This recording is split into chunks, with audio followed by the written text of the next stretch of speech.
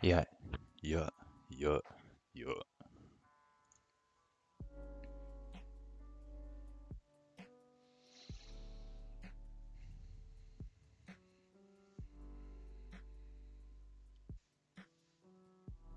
Morning, Twitch. Happy Sunday. I think it's Sunday all around the world right now, except for Australia. Late Sunday in Europe. Later Sunday in the Middle East. Early Monday in Asia. Later early Monday in Australia.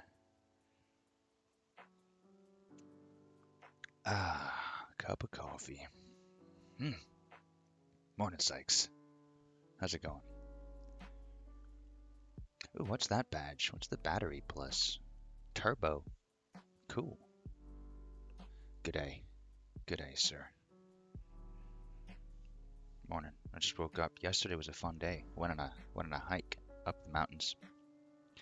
Living in California is actually pretty great if you like to go outdoorsing, if you like to hike, if you like to surf, ski, climb.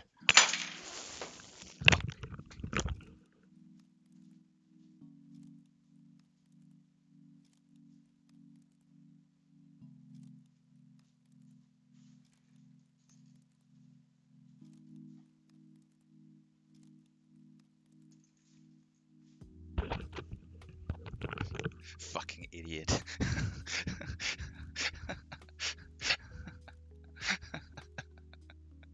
Fucking.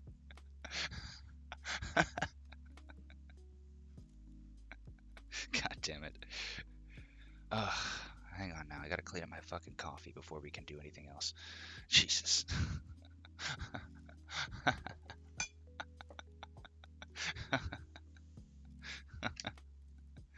Oh man. I'm just so glad I poured it off the edge of the desk and not underneath my mouse pad. You know what I mean? This could be so much worse. This could be so much worse than it is right now. I'm grateful for this mess. I'm grateful. Good morning, John Pookie. How's it going? Oh, fuck. It's kind of all over the place down here. Oh, man. Hang on. I'll be right back, guys. Thanks. I need more clips on my channel, especially fail clips. I think LSF posts are one of the ways that streamers get big. So if you catch me fucking shit up, clip it and ship it. Send it to XQCL.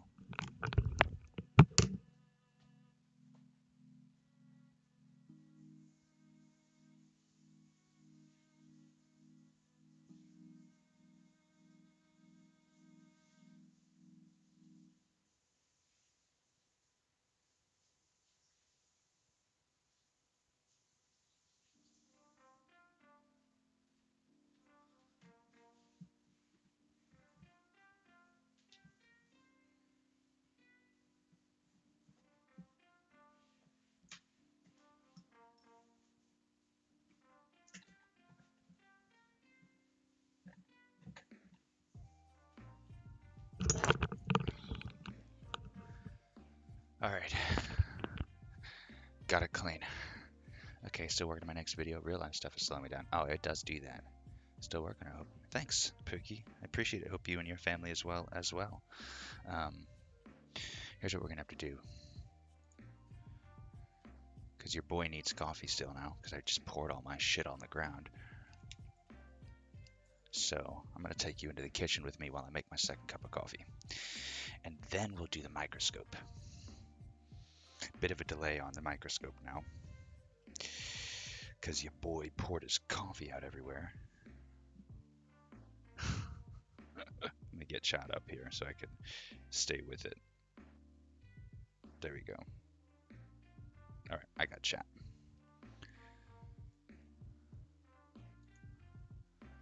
Anyway. Sure, audio. There we go.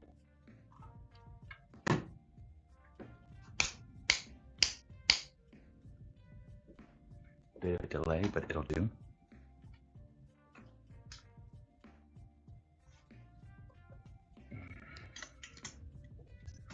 Let's go into the kitchen. It's a little different here because I can't quite. I don't know what it is about having the music, but it does help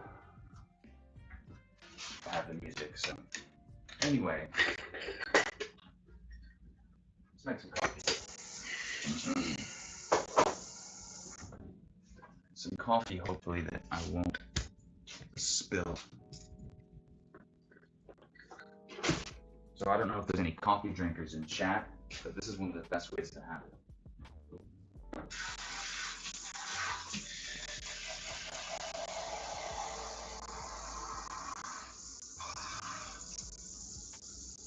Water in the bottom.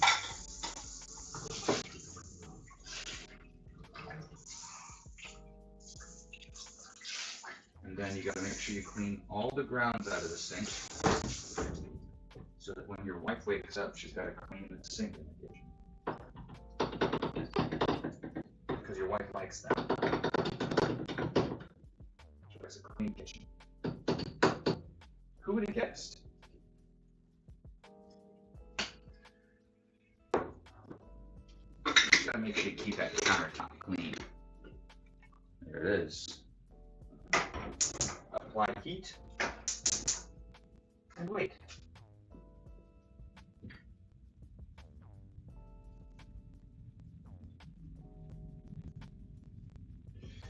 So yesterday I took the family on a hike. Very nice.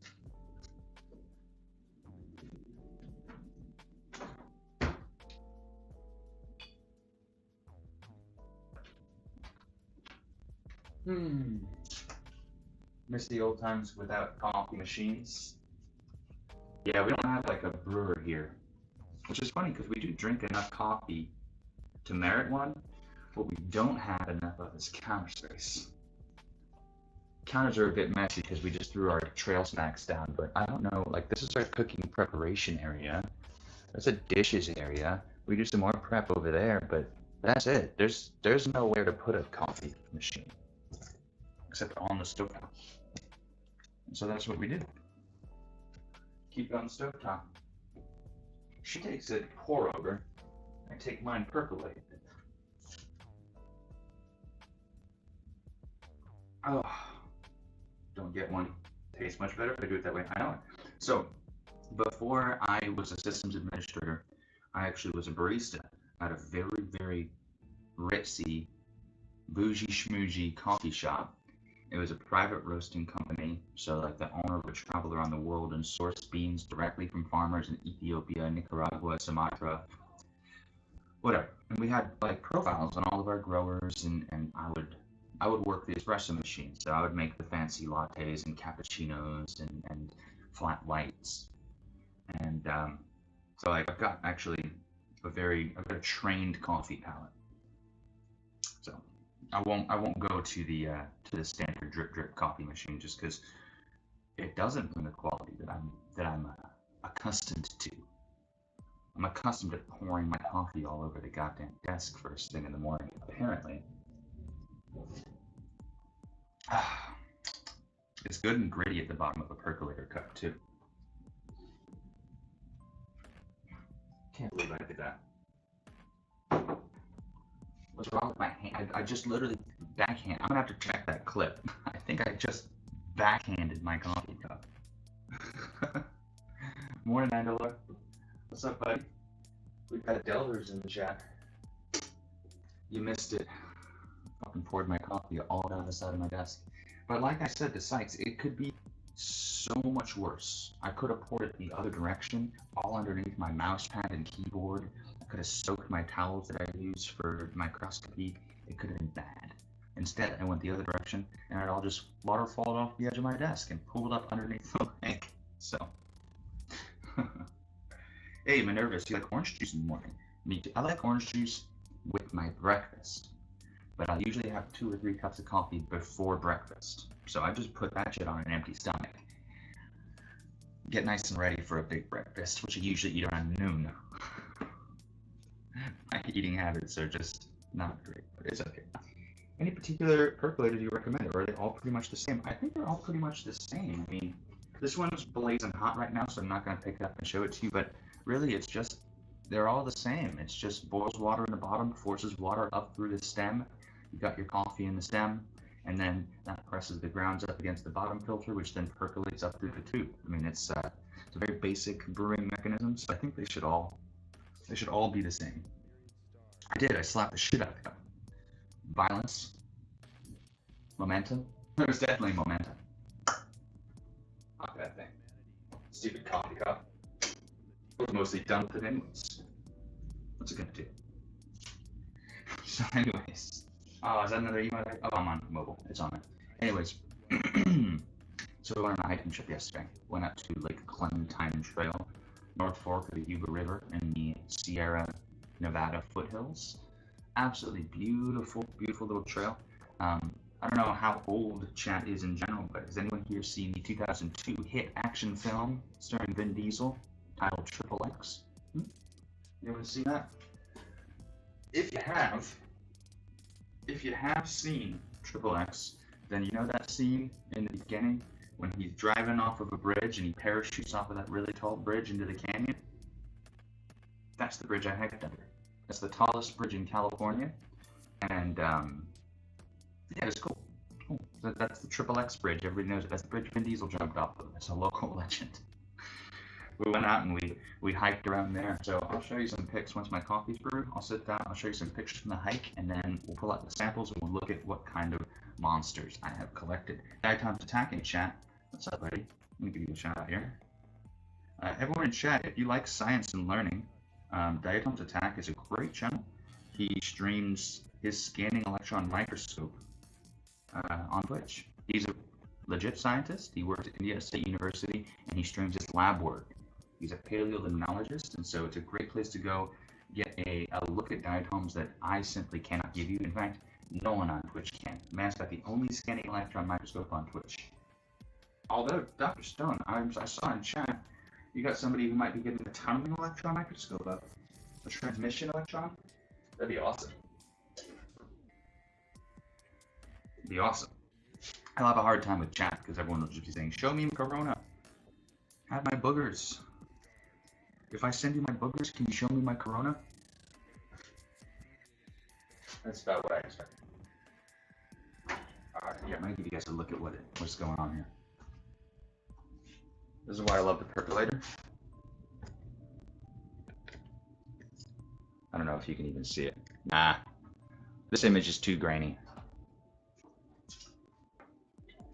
Too grainy. It's too dark in here. I don't care. So yeah, we're gonna do some microscopy today and look at some pictures. More people are picking up percolators. I like it. I think a lot of people like it because it stops them from drinking too much coffee, but that's not the case with me because I'll just make another one and another one and another one, and every cup of coffee is good. And what I've heard is people call this espresso, and I don't think it. I mean, technically, it might be, but I don't tank down my shot or anything to increase extraction, so I don't know. And like, that's how. For a while, I was pushing my wife to get me one of those because that's like I love the luxury of being able to walk up and pour in the cup, pour in the cup, pour in the cup, just fucking chain drink those things. I will chain drink coffee. I will. What's that? Hang on, what's this angle? I will chain drink coffee. I don't need to though. Alright. Here's what I'm not gonna spill.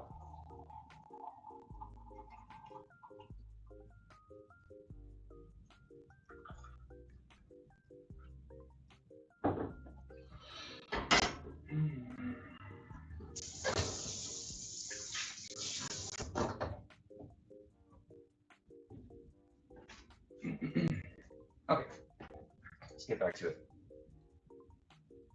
Don't anyone send me your boogers, but if you'd like some of mine, send a SASE? What's an SASE? That's some shipping thing? The 12 cup coffee makers are those brew machines. coffee is the way many people like. Yeah, you just get one kind of coffee with that.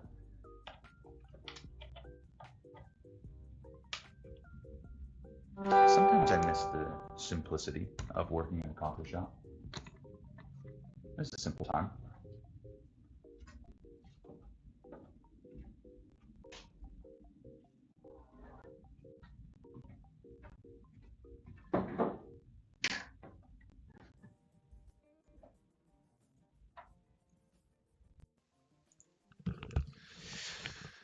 Okay, we made it. Oh, a self-addressed stamp envelope. I see. I don't know what that is. Hamzamajib. Hi, good morning. That's a fun name. All right, let's get our keyboard color, our mouse color. Gotta get all these little details in place, yeah? Hamza. I will, Hamza. Nice to meet you. Welcome to Dell's Diversions.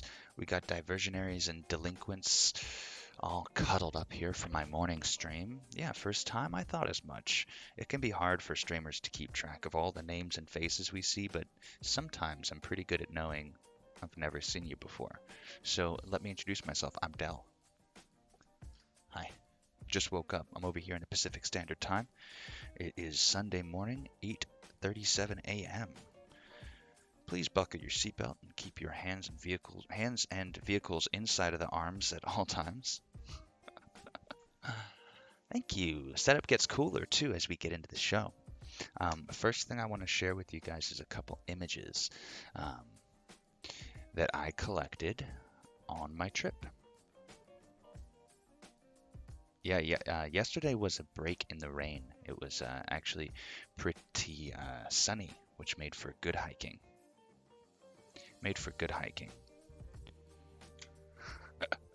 Sykes, don't shame the gray names. I didn't know I could change my name color for a while. I'm not a programmer. I'm a naturalist. I do microscopy. So first things first, let me just show you guys where we went to. I don't want to dox myself. Let me just make sure that maps shows up properly in here. I always start centered around my location. All right, so I live in the Sacramento region here in Central California. Well, technically Northern California, I think. The divide is up for debate. So we went up into the El Dorado Hills, or rather the Sierra Mountains in the foothills, and we took Lake Clementine Trail. Little Hand says it's time to rock and roll. Thanks for the follow, Hamza. Appreciate it. Just to give you guys a look, one of the things I love about a global network is that we can kind of just get an inside look at what different terrains look like in different parts of the world. So here we are at the valley bottom at the trailhead of Lake Clementine Trail. It's right there is the trailhead. We've got the confluence of the North and South Fork of the Yuba River as they join up to head down the valley towards the Sacramento and American rivers. And so we found a place to park here. And then we hit the trail. There's the bridge that Vin Diesel jumped off of, right there. Let me get my phone photos up here too, because I've got them all on my phone here. Can you talk about what you do? Yeah, absolutely. We're going to pivot into it in just a second, Hamza. As soon as I show a couple images, I can just show you what I do. No need to tell. I mean, I could tell anyways. I do like any Twitch streamer of my age. I like to play video games. I like to get down and have video game fun time. But I also prefer to take time to learn and grow and share my passions. And among my passions are science, weird-ass stories about the occult, murderers, serial killers, cult leaders, all that stuff. I like to just explore and talk about them. Here's some pictures that I took on the trip, right? So here's some interesting looking, I don't know, some kind of bug nest. And I don't know what it is, but I thought it was pretty cool. Oh, yeah, we could talk about cryptids, Andalor. I love talking about cryptids. There's a congressman in Oklahoma who's trying to start a Bigfoot hunting season, which I think is really stupid because Bigfoot doesn't live in Oklahoma. What a fucking idiot. Is just trying to build tourist dollars for his podunk corn town by pretending Bigfoot lives there. It's fucking stupid. Yeah, Bigfoot has standards. He'd never live in Oklahoma. Jesus. You found a Gompha monster? I was reading about that. See, there's a cryptid I can get behind. Evidence of its existence. Alright, so I don't know what these insect nests are. Bigfoot lives in the Pacific Northwest and in all of our imaginations. I'm a big fan of sort of the micro landscape that you see in moist environments. Why is this image not syncing properly? It's all fuzzy. Do I need to plug my phone in?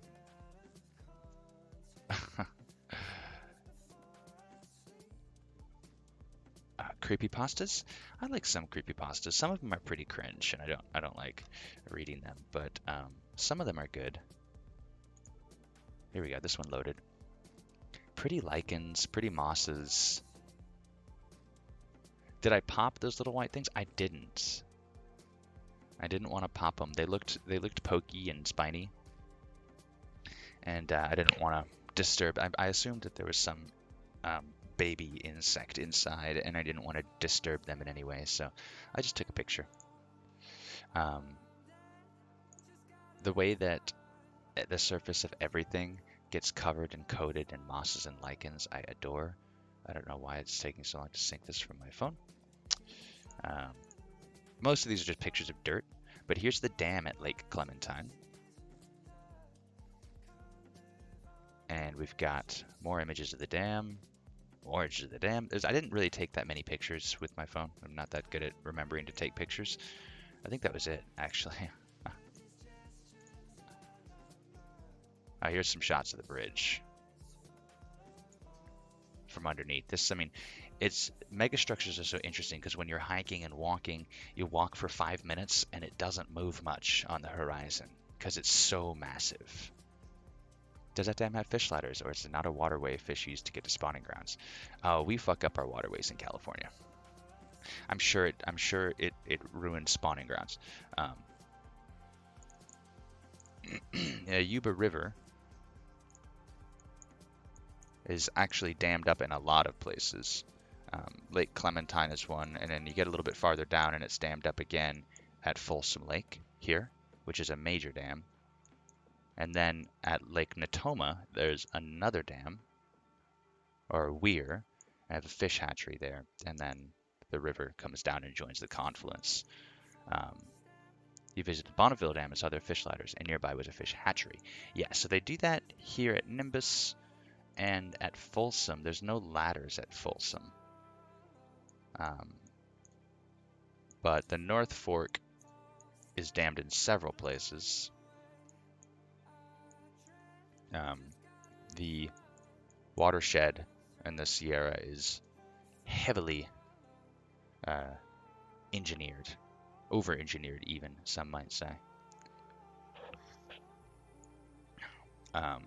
So yeah, there's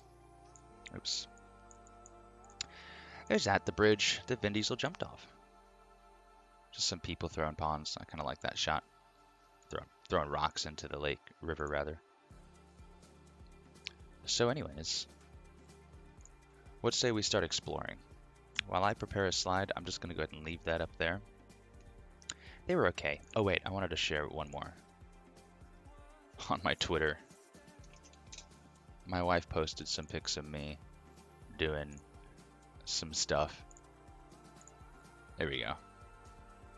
Does he do his own stunts? I think Vin Diesel does his own stunts. He's one of those stupid tough guys. I don't like Vin Diesel. This shot is funny. I was not trespassing on government property, but I did cross a barrier to get there, so. Anyway, this is where I collected some of these samples. So that dam image you saw was just on the other side of the weir there, collecting water. bring a Bigfoot costume. Bigfoot, he could range as far south as the Sierras if he wanted to. I love learning about cryptids too. Um, oh, I got my wet towel here still. Hang on.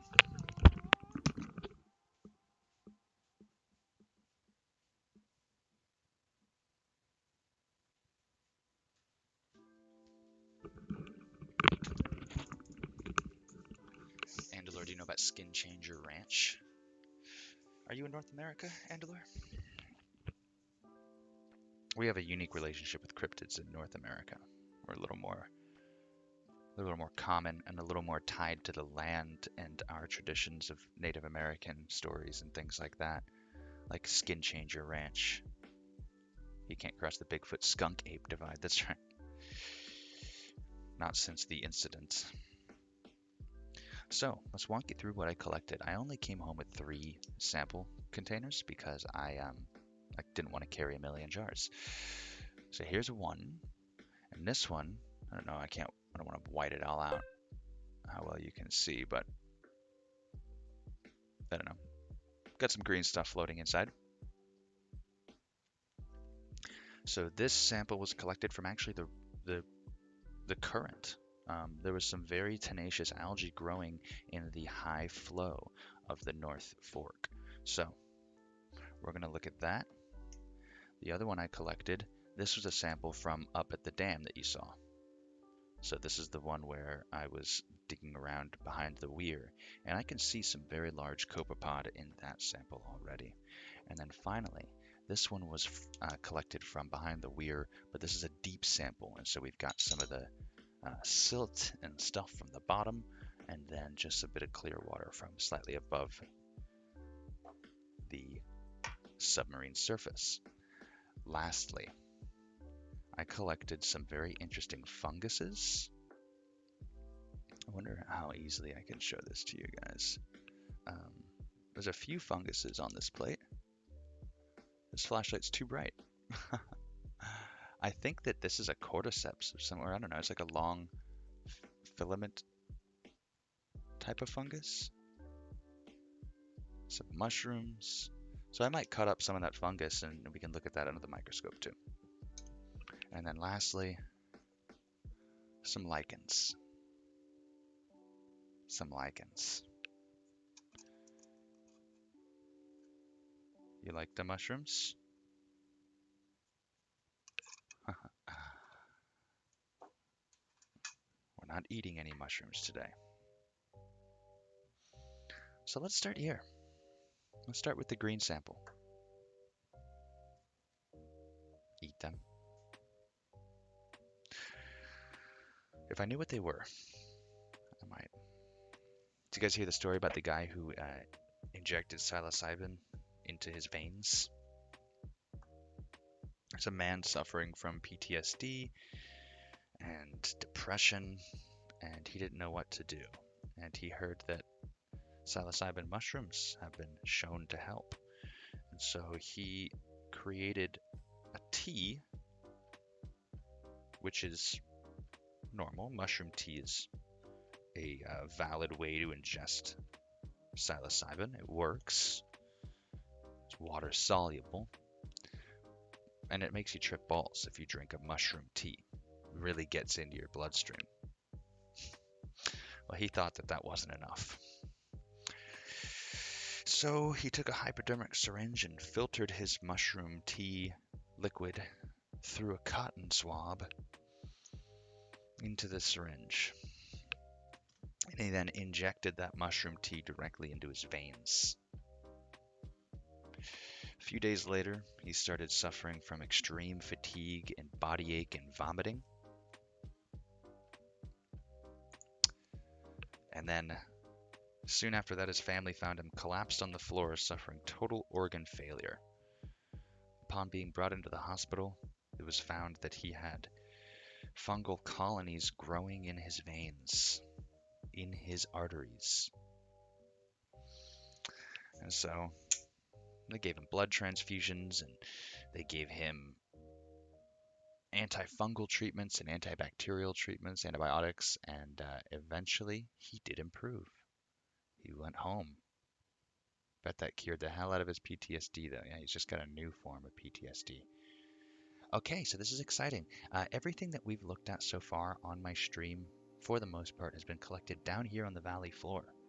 Usually just over in my municipal parks, just down the road. I don't travel too far, so we've traveled a bit farther this time. And I'm excited to see what kind of variations we can see in what kind of diatoms we'll find, mainly.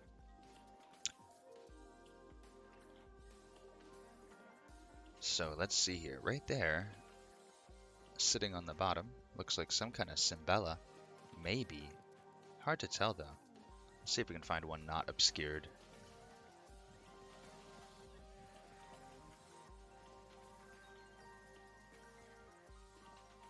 Ooh. 3 little amphora sitting in a tube. Let's get closer to that. What do we have here? Bam. Is that 3 little amphora sitting in a tube? And Cyanema. And Cyanema live in tubes.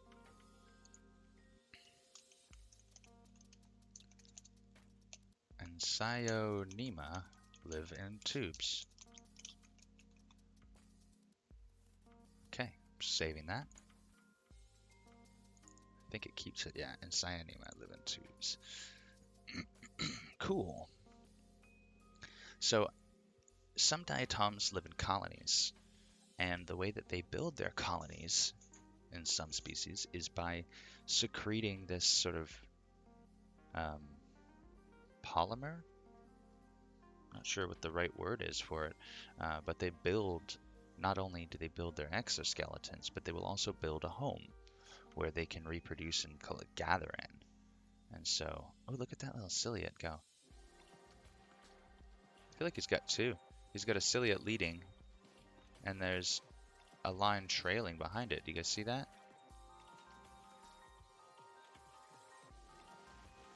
Huh. Interesting. All right, let's go back to 100 times magnification. Let's explore onward. So we found some in Cyanema. Oh! Hello, come back. Where'd you go? Rotifer. That's a rotifer right there.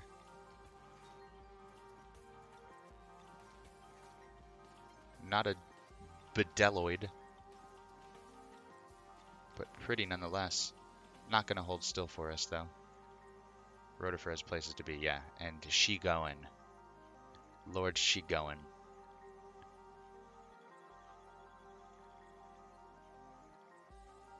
Oh, that's interesting. Yeah, you see that zigzag?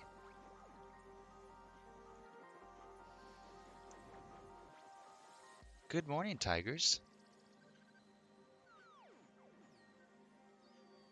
Yeah, a zigzag colony of diatoms. Different from the strands of algae on either side, this is another colony of diatoms where they fuse themselves together.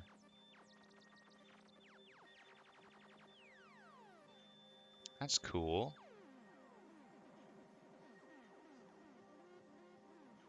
A little zigzag chain.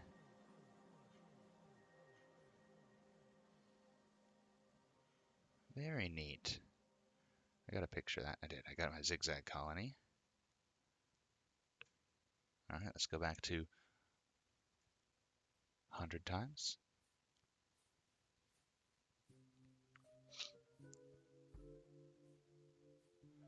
Sometimes I'm glad that I don't have to do all the waiting that you do, diatoms. You get a great image and then, you got to zoom in. But I mean, the waiting, what you get in exchange is a quality of image that I could never even aspire to. So it's a trade-off. There's that Cimbella also having places to be, just not quite as much motivation to get there. Not as much motivation to get there as the rotifer. Yeah, waiting gives you time to chat. Mm-hmm. That's nice to have that downtime where you can just engage. And usually what happens is you're focused on your work, and then you get a nice backlog of chat builds up. Then you'll start processing an image and you can catch up. It's a good method. Your flow of show is good. Let's see. What do we have next? I just want to take a minute and reflect upon what an incredible stream we had on Friday night. That was astonishingly good. We had some some shows of great generosity from Coach Ingram. I think he gifted 41 subs. So if you see Coach Ingram, just give him a big hug, an e-hug, because the man has shown a lot of love and support for what we're doing here, and it means a lot to me. It means a lot to us. This song makes me feel like I'm a private dick waiting for some buxom buxom blonde to come in. Say, help, help, someone's murdered my husband. He was a no good, Nick, but I would have never killed him. I could tell from the way the dame looked at me that she had the hots. No time for that right now. I'm on the job.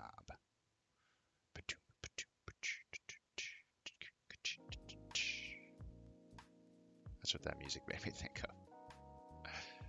Not as much in Darkfield. Let's go back to Lightfield. These diatoms to solve the case. Actually, you just reminded me, Diatom's Attack. Did you know that diatoms were instrumental in helping solve part of the mystery of D.B. Cooper? Did you know this? What's up, Ribozoid?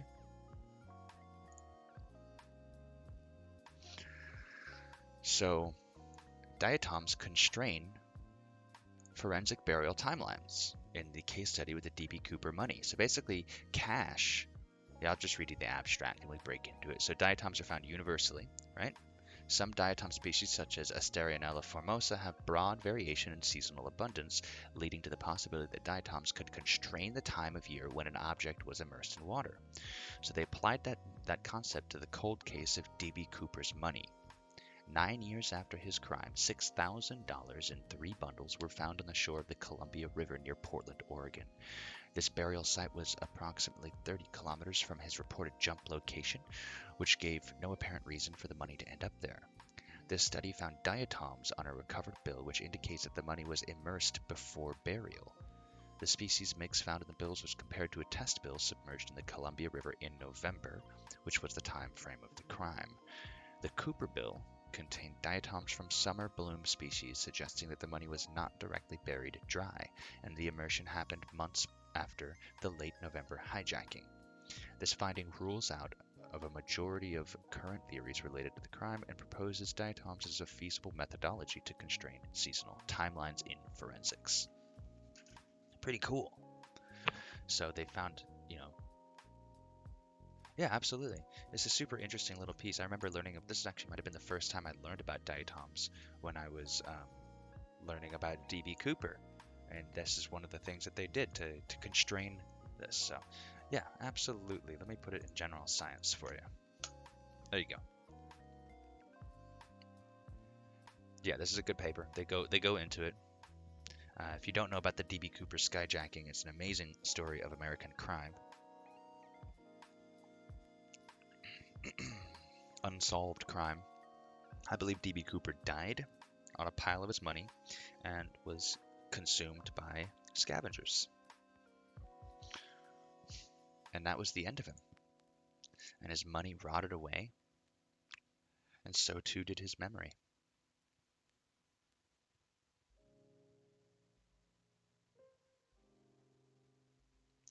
The rotifers ate him. Yeah, tell the blonde. That's right.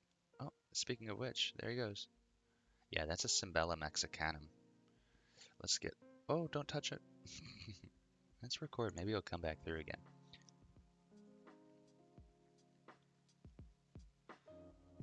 Let's get another sample of the same jar. I knew he'd come back. Alright, I'll stop recording there. That was good. Okay, let's get another sample.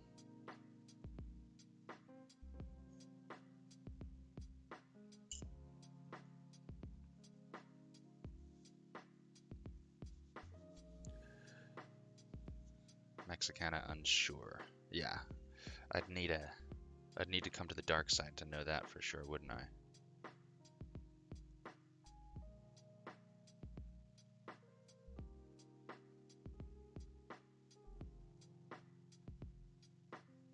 I'm trying to get this large copepod I have here. It's proving to be challenging.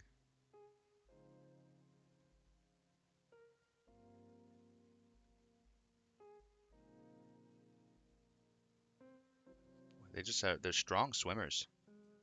You know, I'm amazed at like how much negative pressure a Cyclops can actually resist with its swimming. It's amazing. The problem is I need to depress the bulb fully so that I can really capture the guy.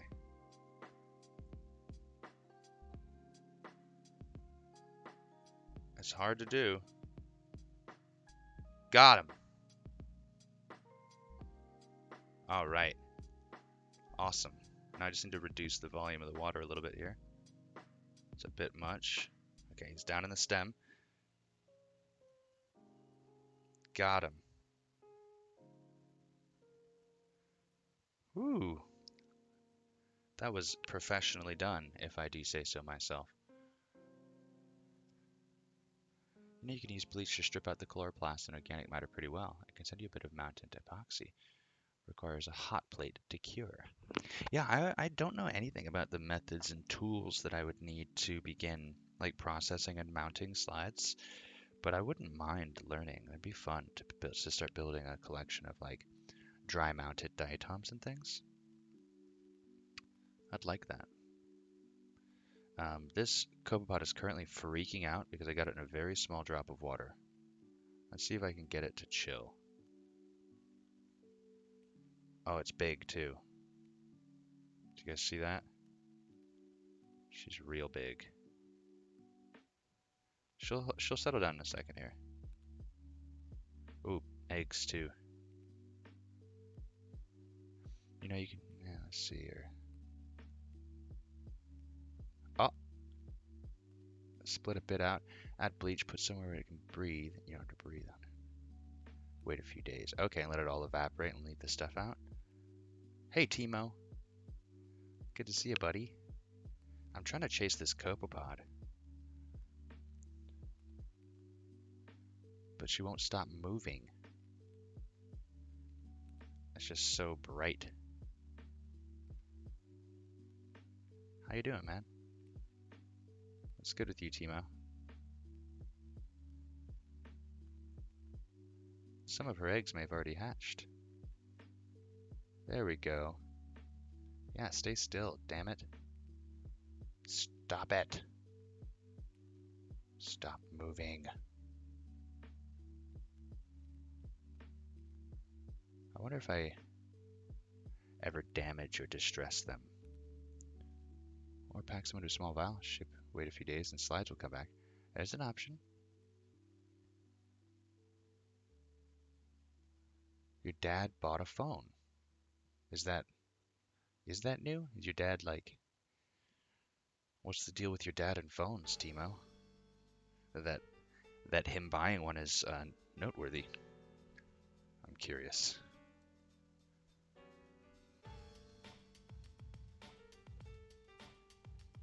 Oh, he had his old Nokia for years. That is noteworthy then. Welcome to the modern age, Timo's dad.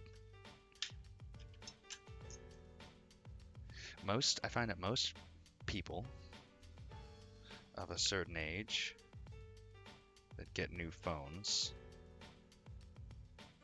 do so out of a misguided sense of wanting to like be not hip, but just up to speed on things. But then they never use their features the way they're supposed to, and then they get mad when they don't work too. I've had people express a lot of frustration and indignation that their phone doesn't do the thing that their phone does indeed do. Yeah, she's gonna keep swimming through. I can't contain her. Oh, there she goes.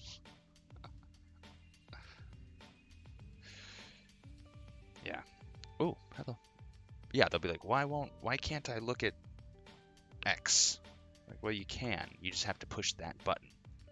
But I wanted to see it here. It's like, but that's not where that happens.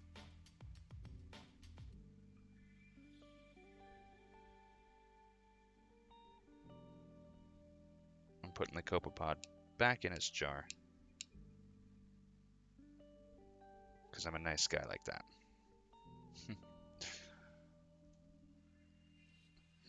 Oh, your dad's an XQCL type. I see.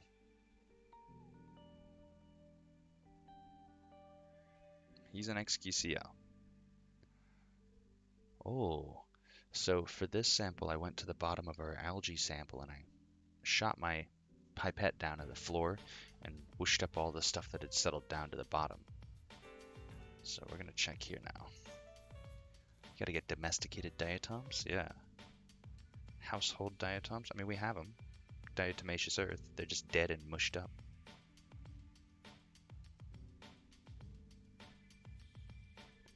So this sample, for those of you just joining us, these diatoms have come from the Low Sierra foothills, Lake Clementine. I would love to actually get a fish tank to put in my window right there and have my own like indoor algae and diatom factory.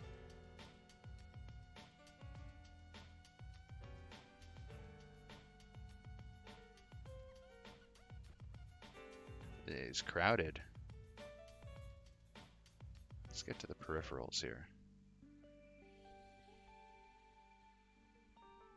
Spaghetti. It's mom's spaghetti.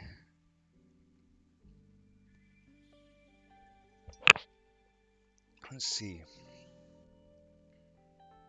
This is a big droplet I put in here, so we got some terrain to cover. Always waiting for something to surprise me.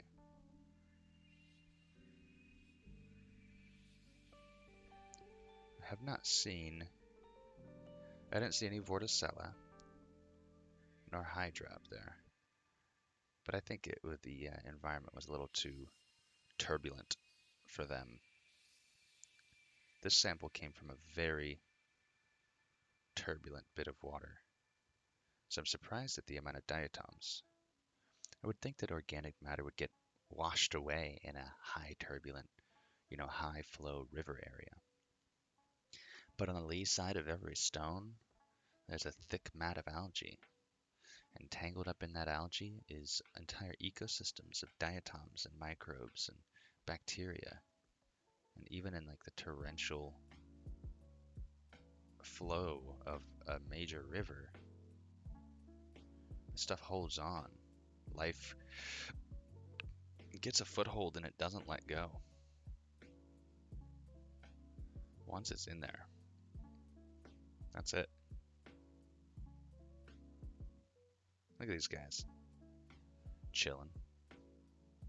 Maxing.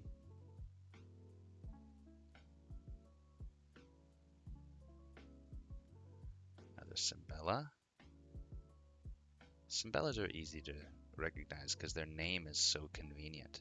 They look like a symbol. Bam, Cymbella. Wish they could all be named so well. And Cyanema doesn't look like an Ensio.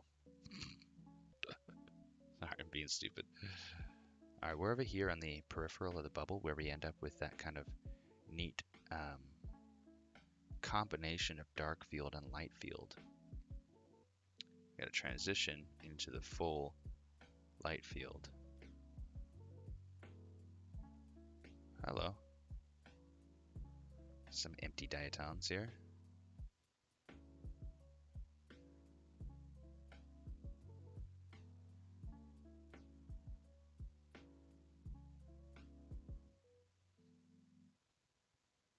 Boundary layer gets lower flow rates in flowing water. Yeah.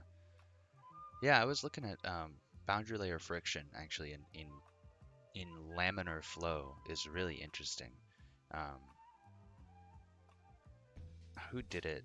Veritasium did a great video where he and Smarter Every Day, Destin, they play out their rivalry between their love of turbulent flow and laminar flow.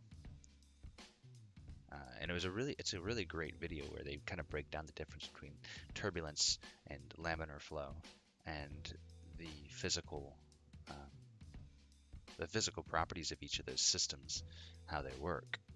And it is pretty interesting to have how your boundary layers, yeah, they barely move at all over the surface. And as you get layers and layers away from a stationary surface, that friction gets less and less and less. So right, I mean that's one of the things I loved about exploring the microscopic aquatic world was those hydrodynamics at microscopic levels are super interesting. You know, some really interesting stuff.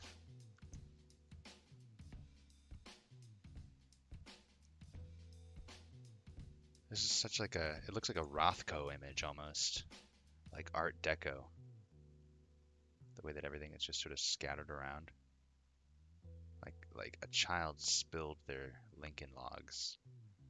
You know what I mean? How many diatoms in this one image here? Different diatoms. 1, 2, 3. I don't see our Cyanema hanging out here. What, 4? That's like a little naviculum or something in there. Hey, Bob. Morning. Sloth. Slothing it up.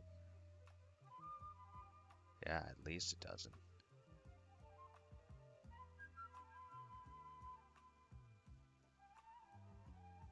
The chains are so interesting, so I'm curious about how they form. Do these unique individual diatoms meet up and create the chain, or do they reproduce and grow on a chain? And the angles are so seemingly random. They don't form at the same angle, which leads me to believe that they kind of just meet. They're all clones. So when I'm a diatom at the end of a chain, and I clone, I reproduce, my daughter cell gets half. Does my daughter cell then just sort of be like, and now she lives at this angle from me? Is that what happens? So then she reproduces, half of her valve will then go, and now she's at this angle. And does it just sort of unfold like that as the diatoms reproduce at the end? Like here, we see these two side by side. Are they eventually just gonna do that? Right, you rip in half, and I'm half me and half my daughter, and then so then does my daughter just sort of hinge out from me? Right, like here. I expect that this fusing is now stacked that way, but it does look like that. So is this clone's daughter, and this is this clone's daughter, and this is this clone's daughter, and vice versa down the chain. What if they grow in length and split down the middle at some point? They do not grow. That's the thing about diatoms, is they can't grow. They can actually only shrink, and only generationally. Because Bob, the diatom's shells, bodies, are made out of hydrated silica, opal, glass. And so when they reproduce, they split in half. And the daughter cell gets half of the mother's valve, and the mother keeps the other half, and they each grow their own other side. But now each member is half the size of the previous generation. And so the smaller the diatom, the older it is. Do they shrink in cold water? That'd be fun. Nope, only we do, Bob. Only we do. Alright, I'm gonna collect some silt.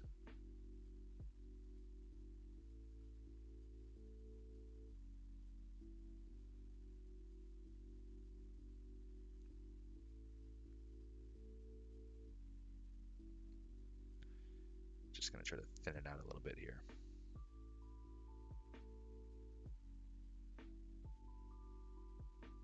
Let's see what kind of stuff is living in the silt just behind the dam at Clementine Lake. Next.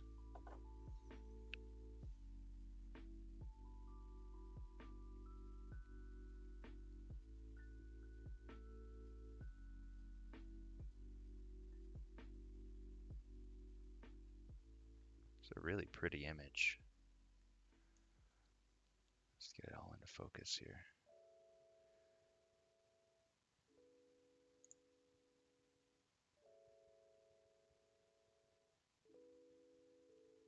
Very nice. Oh, yeah, there's little pinnularia diatoms, I think is what that is. Swimming back and forth here. There are some very small ones. Old guys.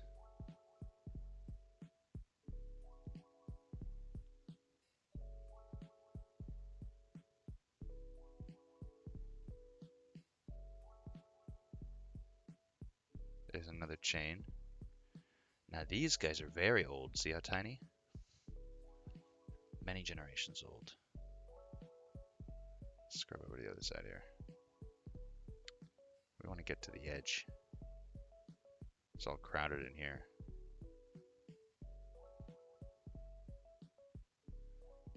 Here we go.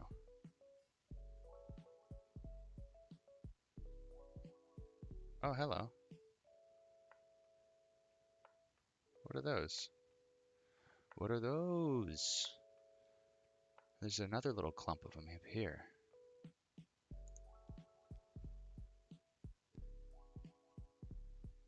It's kind of funny looking.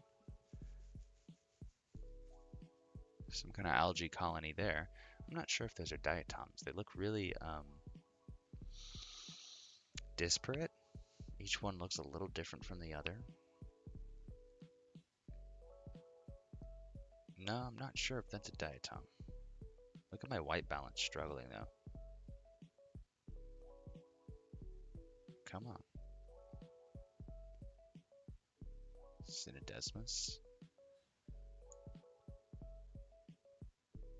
It's Roxla. We found Roxla, everyone.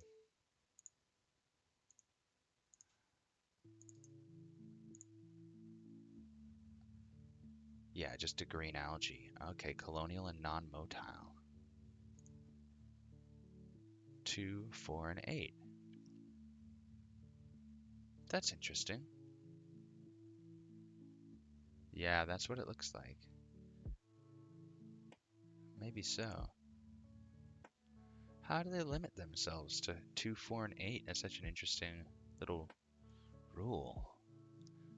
After they've had their fourth, do they go, get out, we're full? Did I take a picture of the Synodesmus? Is it Synodesmus or Synodesmus?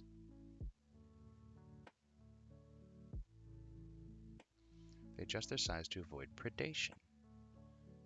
When their predators are around, they make bigger colonies. Synodesmus. Okay, cool. Neat.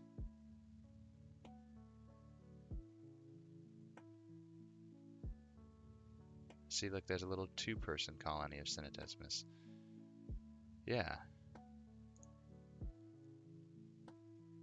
Oh, look, this chain here is on the move.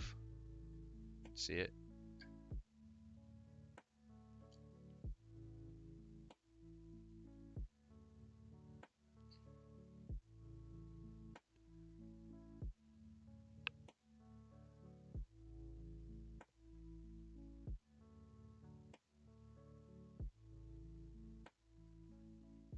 Let's see. All right, let's look at the silt.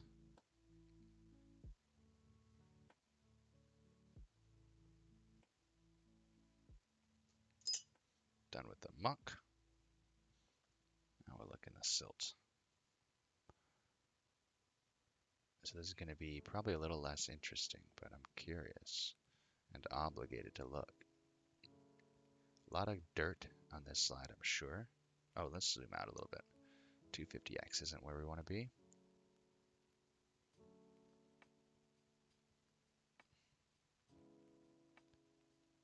See, that's what we're gonna get. Let's go to Darkfield. Somebody's swimming around in it. Got a fun news story to share with you guys. So, paleontologists have found the first trace fossil of an ancient sandworm. You may be familiar with the bobbit worm from the Indian Ocean. It's a predatory ambush hunter. It's a very scary worm that lurks under the surface of the sand until it's disturbed, and then it lunges out with giant pincers and grabs its prey and pulls it down under the sand to consume it. Well, paleontologists have found trace fossils of underwater subsurface tunnels of a size that indicates a sandworm many meters long. Many meters long.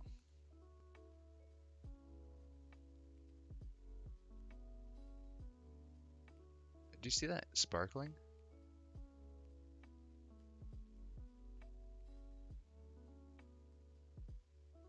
What's causing that?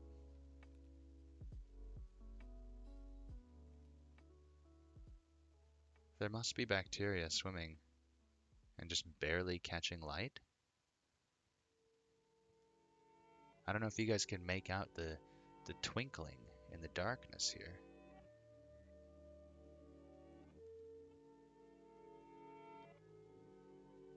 There's twinkling. You have reached the voicemail box of Kino. Kino. Very Kino. Yeah, there's something twinkling and sparkling in the darkness. Just wait for the tone. Little guys swimming? What does it mean?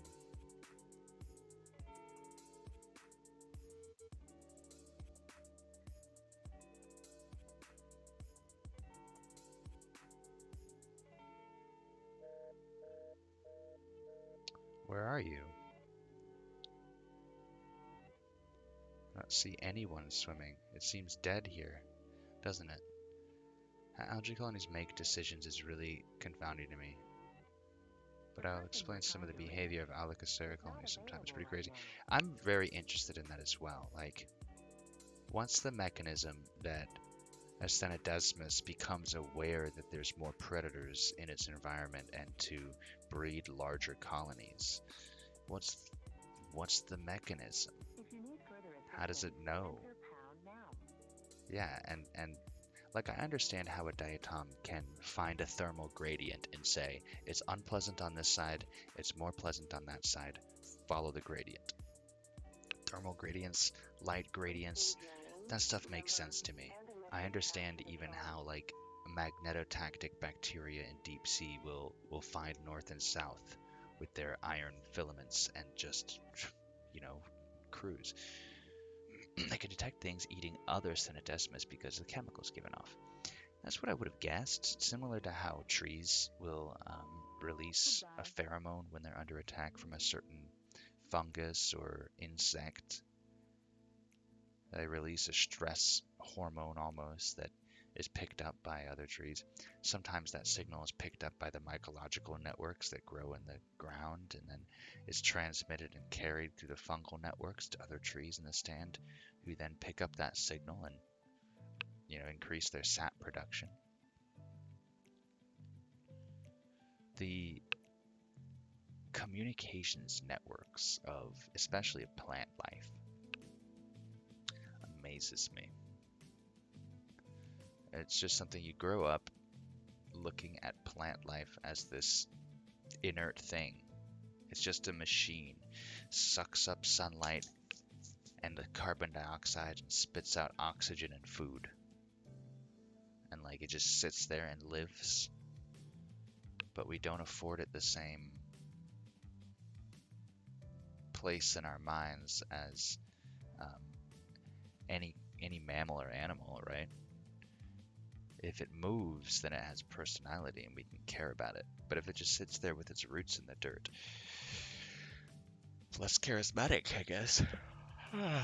Whew.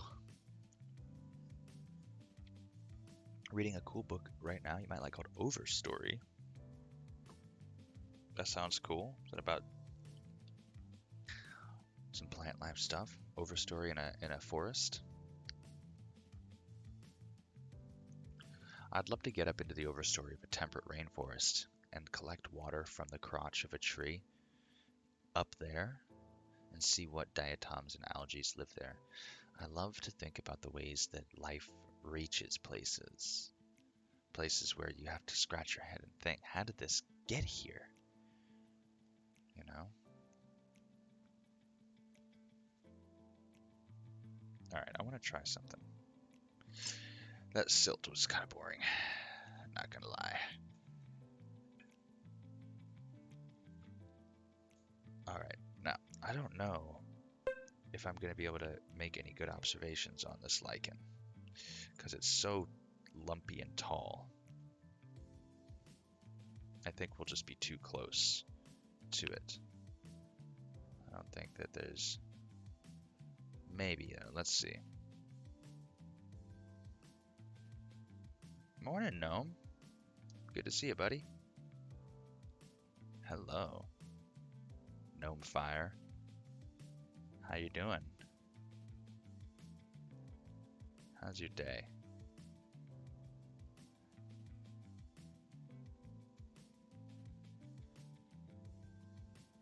Gnome Fire is pretty good fire. Pretty good fire. Good to see you too. Went on a hiking trip yesterday with the family. Collected some samples. So now we're just looking at a rock lichen that I pulled.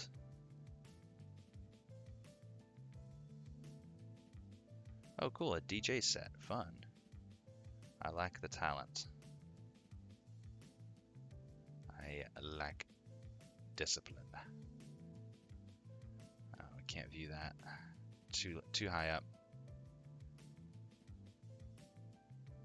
Nomi sounds like a... the first way you spelled it looks like a diatom species. Nomis.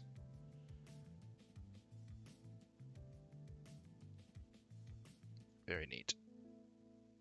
Wait, so if you're streaming, then how are you in chat?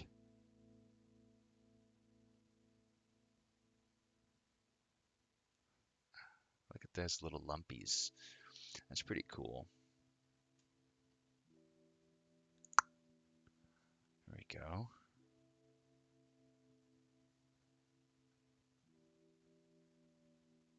Here, let's give a shout out to Gnome Fire. Gnome Fire streams. Dude, you were streaming for like 9 hours yesterday?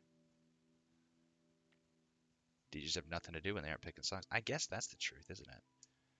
If you're not picking a song, you got nothing. Except you sit there and go like this.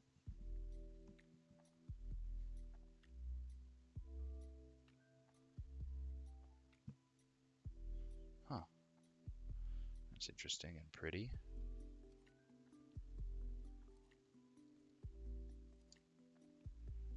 Look at that. That's very pretty. Leafy.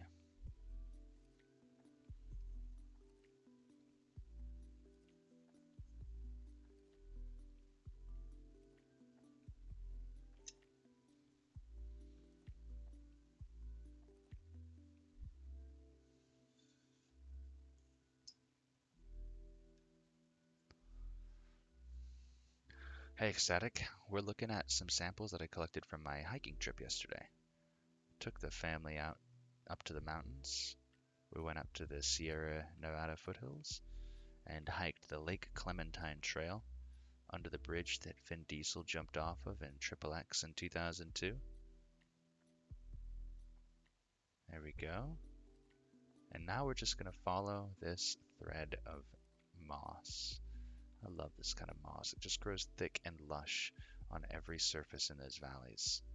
Some valleys in the Sierra, some canyons are deep and steep enough and facing east-west that they never see sunlight except for a couple days in the summer.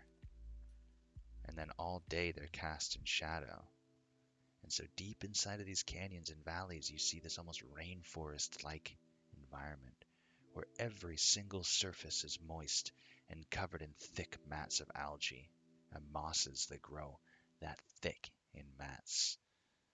On every rock, trunk, tree, every surface, roots dangle down and drip from cliff edges. Everything is wet. And it's beautiful. It's a beautiful environment. I love it. I adore it. I spent a lot of my time stomping around in the Sierra Nevadas. Very lucky to have this terrain around. You know what I mean? I'm grateful for it. I'm trying to find you another sample of something. Problem is a lot of this stuff is so like lumpy and stiff, it won't sit flat, and so it'll make for somewhat poor viewing. What about this?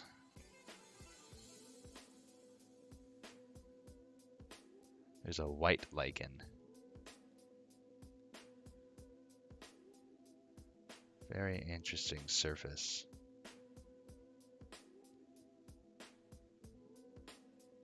Lichens are amazing because they're among the hardiest and most tenacious forms of life. To just start growing on a surface of a rock.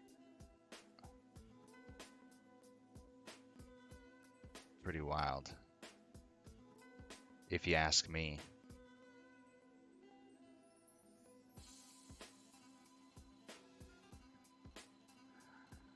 See, again, I wish it was totally flat, that I could image the whole thing at once, but my stupid depth of field. Anyways, how you been, Ecstatic? What's new with you, man? Oh, sorry, no, I just saw that. You are overlaying. Fun. You DJing me in. Mixing my music. Oh, that's pretty. This almost looks like a satellite image of some snowy, weird coastal town or something.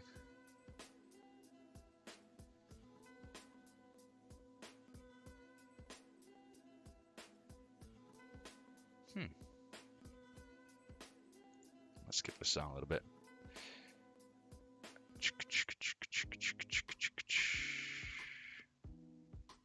Oh, cool. Right on, Daytoms. That's fun.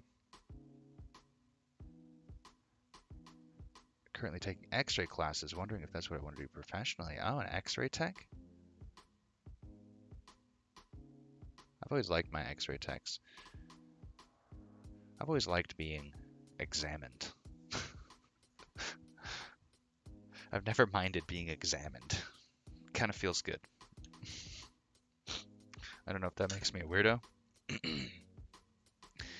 But yeah, I really don't mind. Sitting there waiting, wearing a lead blanket while a tech turns on a machine, blasts you with just a little bit of radiation. I love it. I really do love it. You know?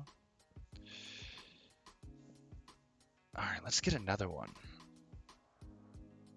I want to look at the muck that resides down at the bottom of this guy. This is the one where we pulled our large copepod out. Yeah, pays well, doesn't require a lot of schooling, and I find it interesting. That's the way that my wife felt about phlebotomy as a career. For a time she was looking at that. For those reasons, it's like, it's simple enough. It requires some training, but not a ridiculous amount. And it pays well. And well-ish. It depends on what, where you end up working with it. I think if you took your X-ray tech certifications and got a job at a fancy dentistry office in a rich neighborhood, you'd be making good money. Know what I mean? New slide.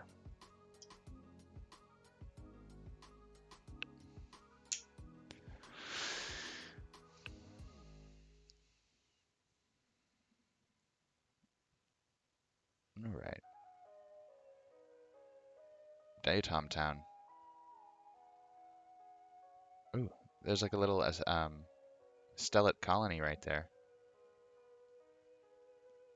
Part of a stellate colony. Right there.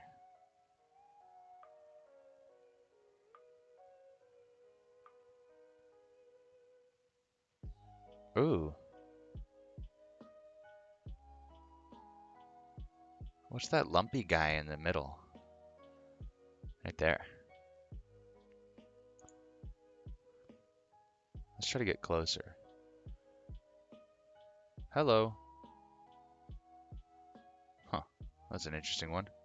All right, let's go to 250 times magnification here. Get a little closer.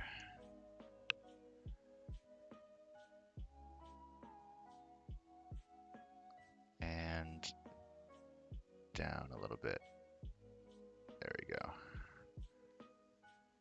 Ah, I can see striations there. Just barely. I don't know if you can make those out. Do you need a fuller screen? Ah, Rhopalodia. Epithemia. Cool. Here come Naviculum, right? Boat-shaped guys. Boats, boats, boats.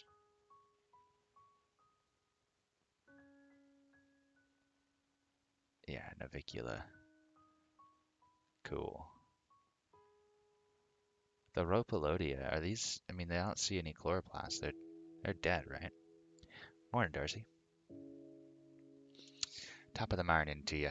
And Cookie, howdy. Good morning, everyone. Yeah, likely dead. Epithemia and Rhopalodia are is that the same, are those different names for the same thing, or are they sort of in the same?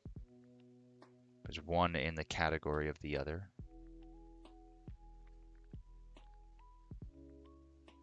How's everything going for you, Cookie? Used to be Rhopalodia. Ah, got combined with Ensynema. Oh, okay, cool. Or Epithemia. I don't know why I keep thinking Ensynema. What's that little string of pearls?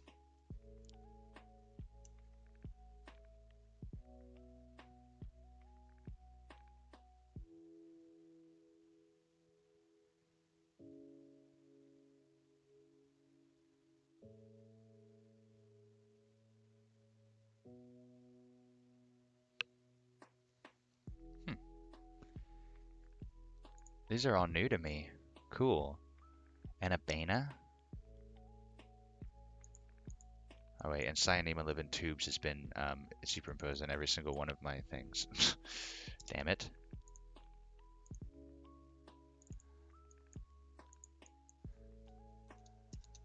Anabana.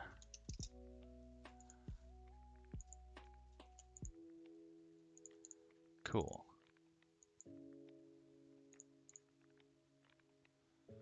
Neat. Hi, Cookie's friend. How's it going? Whether you like it or not, you're now a delinquent. Just like your friend Cookie Slave 26 here. Anabana. Cute little colony of algae. Let's go back out to 100 times magnification. And we'll take a look at what else we can find. I'm loving all these new things. Hey, Enceladus. How's it going? Welcome. I went on a hiking trip yesterday with my family up to the North Fork of the Yuba River, and we collected some new samples. So we're exploring the diatoms of the Sierra Nevada foothills. She says hi. Oh, I'm flattered. I love it when people say hi. Yeah, I have lots of diatoms. Ooh, there's a little Spirogyra algae. Oh, that Rhopalodia is alive. Let's get in close. This one's living. And I think that's a epithemia slash rhopelodia. There it is, definitely. At 6 o'clock. Let's see if I can get us closer. Or more centered, rather. There we are. Rhopelodia. It is the best thing to have. Encelada totally is. Rhopelodia have an endosymbiotic relationship with N-fixing bacteria. So they have a bacteria that live on their surface. Is that nitrogen fixing? Is that what you mean by N fixing? Or is that more of a... Oh, inside? What?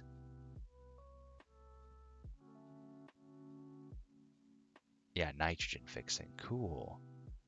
Wow. Oh, would it be... So endo is inside. Okay, got it. Yeah, I can show a Hydra real quick. I'll have to just show one of my previous footages. I know how it is. Sometimes you just gotta see Hydra. Here, show this to your friend. I got a lot of footage.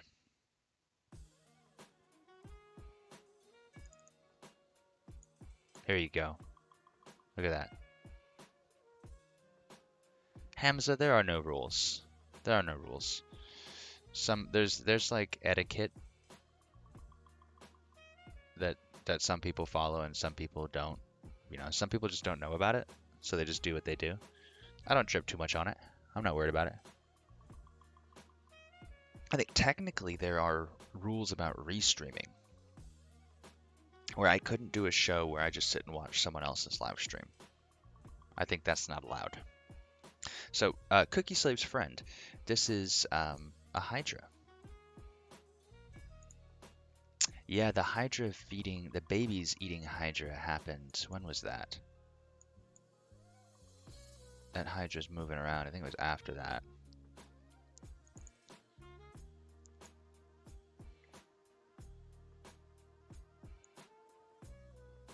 See, if you sat and watched someone else's recorded stream, but an MST3K commentary, that's fair use because you are providing commentary. I think providing commentary is one of the things that qualifies media for fair use. Oops, crashed my software. Yeah, my Hydra. So what happened is I took a copepod who was pregnant or had a clutch full of eggs ready to hatch. They look like this. And I had a copepod like this one on a very small drop of water, and all of her eggs hatched. And so we had a bunch of baby copepod, a bunch of Nauplius swimming around. And so I ended up just taking a Hydra and introducing it to the sample. And we ended up with some really impressive footage of the Hydra just gobbling up Nauplius. I mean, it ate like 7 or 8 of them. The problem was, I think at the time, I wasn't recording as aggressively as I usually do. What happens if I drink it? Dell gets Giardia. I get a bacterial infection in my gut microbe, which causes me to have painful diarrhea for months, possibly even years. Sometimes Giardia is very, very hard to get rid of. Oh, here we go. In this video, you can see it's got a bit of prey stuck to its tentacle here. I'll show you closer. Oh my god, I would have so much fun doing MST3K commentary. I grew up watching MST3K. They're my I'm more of a Joel. Oh, a Mike. I'm a Mike guy, not a Joel guy. Joel is fine. Joel is fine. I have no problems with Joel. But I love Mike. I was remembering Mono's Hands of Fate when Mike broke the Hubble. Mike broke the Hubble. Mike broke the Hubble.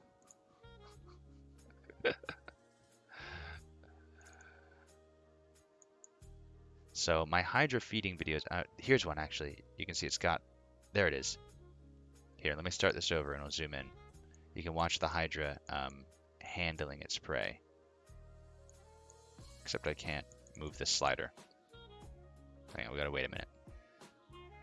So you can see how the Hydra takes its nida, that's the word for its tentacles, and it kind of grabs and manipulates its prey, and then it brings it around and presses it onto its crown, and it just sort of shoves its food into its body.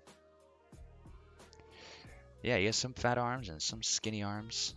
They make them fat or skinny depending on what they need, I guess. I think I hear cats trying to get out. I think I need to feed some cats. So here, let me just do this. We'll full screen that so you can enjoy that video a little more closely. 1 second, guys. I'll be right back. You can see the Nauplius in its grip, just barely.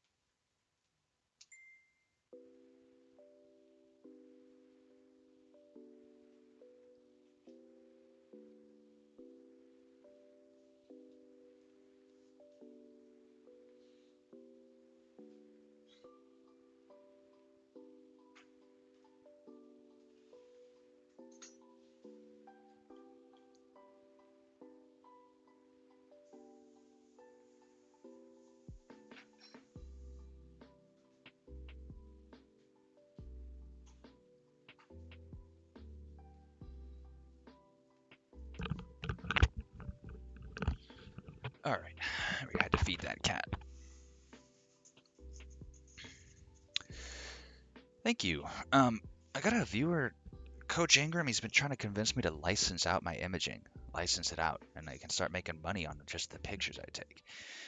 Which I mean, I got some pretty great footage here, so I'm not opposed to the idea of licensing it out.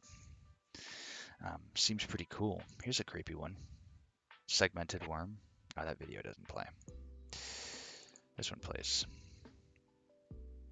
This video I love because you can see all the anatomy of this worm. And because it's segmented, actually that's not the best video. Where is it? I got a better one. You can make out each of its hearts, egg sacs. I mean, it's all of its systems are out on display. Here we go. So you can see these little clear clusters. Oh, I'm blocking the view here. There we go. So you can see these little clear circles. Those are eggs. And then it's got hearts in every segment as well, which you can see pumping blood through its vascular system. And then let's restart the video. So you can see its hearts fill with blood. See the vessels fill with blood and then empty in each segment. This dark mass coiling through is its digestive tract, its vascular system attached to that, and its reproductive system in every segment as well. Eggs all the way down the line. Yeah, that was a great. Usually worms are just fucking. They never sit still. They just constantly move, move, move. That's all your worms do in the water. I was very lucky this one kind of just sat still long enough to record. Your friend is grossed out. That might be my grossest video. Here's a view of a hydra's basal disc and a budding. Oh, this is a 6-minute video? Good lord. Let's just watch the first few. So you can see a hydra, that's the bud, where the hydra begins to clone a miniature adult.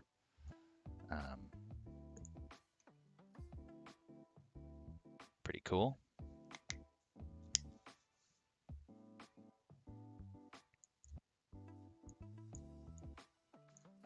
Where's my footage? Norman, get away from the door.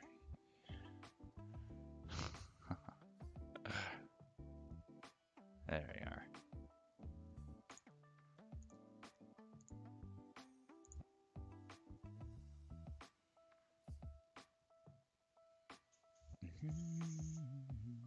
Let's see what else we got here. Oh, there's another Cyanema colony. You can see, you can very clearly make out the polymer tube that the diatoms create for themselves to live in. It's very neat. That's like little cars parked on a road. A little cluster of them down in the bottom. Boom, boom, boom, boom, boom, boom. Pretty neat. This cat keeps making me think that somebody's coming into the room because he keeps pushing on the door. They drive up and down the road. That's awesome.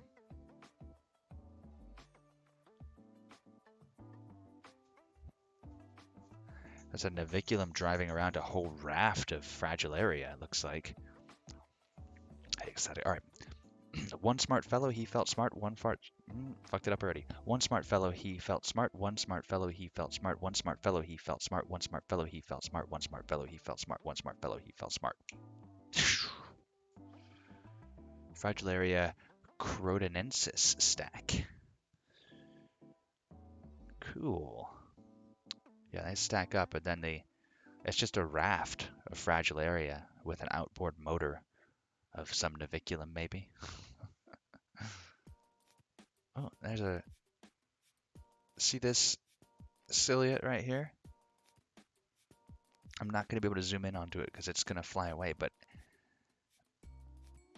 it's got almost yeah, it looks like a helio, but it moved in fast. I didn't know helios moved that much. But it just, I've never seen a helio just like get in there. Every time I've spotted a helio, it's just been sitting there. See, look, there it goes. It's moving again. That's awesome. I've never seen them move. Heliozoans are amazing little creatures, but I've never seen them move around like that. That was cool. Norman, stop it. He's talking to me. Norman, stop it. I love this cat, man. He meows at me all the time. I'll be like, Norman. And he'd be like, eh! Norman, come on up here. Let's see if I can get him. Here he comes. Here he comes. Here he comes. This is dangerous.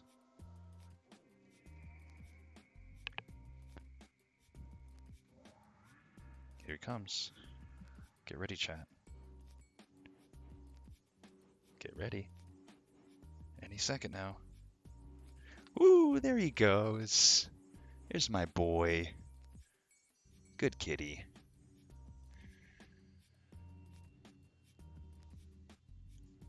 That one's Norman. It's Norman. What are you doing, buddy? He's just sitting there. That's where he wants to be.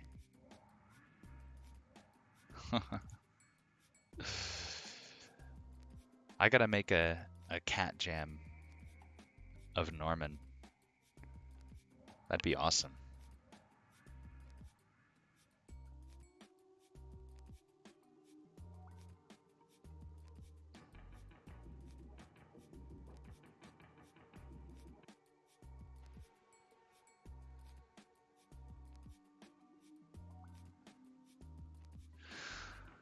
Too close.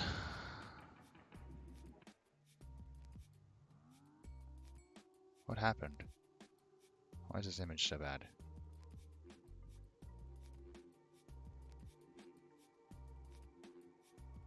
What's going on here?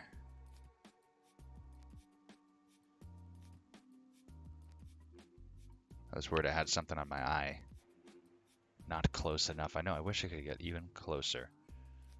I just need to create a vacuum. Hey, it's another chain of those beans. What'd you call them? I just call them beans now. Hey, don't eat that mushroom. No! He's trying to eat my mushrooms. You can't eat strange mushrooms. You'll die. I gotta put a lid on that. Dangerous. Anna beans. Yeah. Anna Beana. Anna beans. I'll remember that. Anal beads. Anna beans. Anna Beana. Anal beads. Fuck yeah. I love mnemonic devices, guys. I'll never forget it now. Anal beads.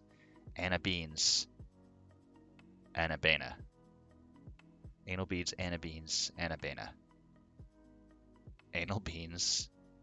Anal beads, Anna's beans, Anna Bena. Yep, it's in there now. See, look, more Anna Bena. I did it. I wonder if that's a testate. A testate amoeba. Don't think it is. I'm not seeing any motion.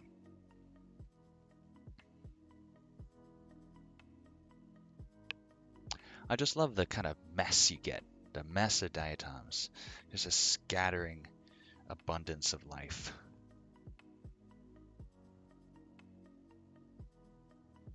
You know? So last night I watched this interview, and it was one of the funniest interviews I've ever seen. R.I.P. Larry King. Larry King passed away yesterday, I think. Legendary interviewer. Larry King has always been sort of the pinnacle of serious discussion. He asks direct questions. He gets under the skin of things. He finds the details and the inside story, and he gets people to divulge details. Very great interviewer. Enter Eric Andre. Eric Andre is one of the most absurd creatures on planet Earth. He is Dadaism and absurdity manifest. He's one of my favorite people because he's such a pure comedian.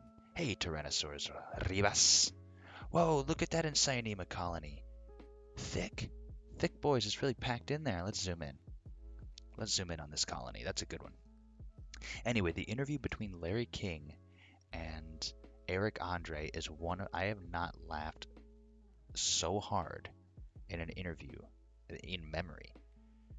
Because Larry King is just trying to do a fucking interview with Eric Andre, who will not be interviewed, but will. I mean, it's so fun. I just recommend it in your own time. When you got 20 minutes to spare, go watch the interview of Eric Andre by Larry King. It's super good. I love how he's a professional interviewer who asks extremely simple yet deep questions. Like when he asks a murderer, what does it feel like to murder? Yeah, like I have mixed feelings about him as an interviewer. Like, he's just, it's not like what he does is like very thoughtful, right? Asking a murderer, what does it feel like to murder? But that's a brave question to ask, and I think a lot of interviewers wouldn't ask that. They're like, "Oh, I don't want that."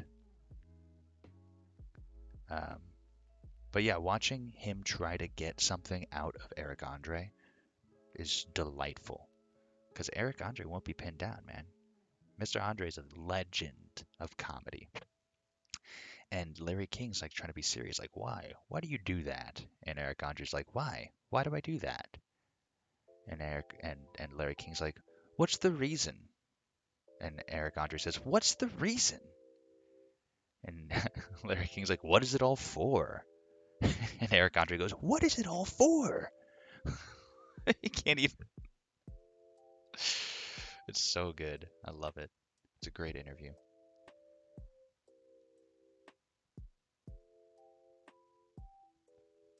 All right.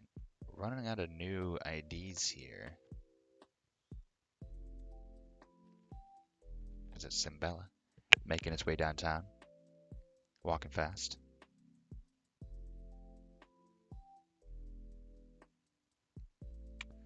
There we go. You can see the striae on that one.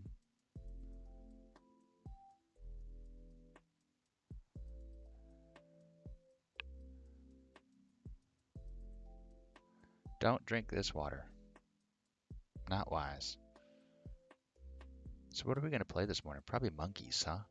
Do you guys want to be monkeys? Or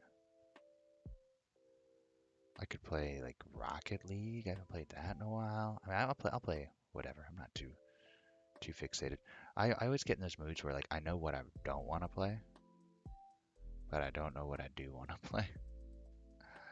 Yeah, dog deserves a bone. He deserves some breakfast, actually. He had a snack this morning, but I don't know if you can see him sleeping back there on the couch.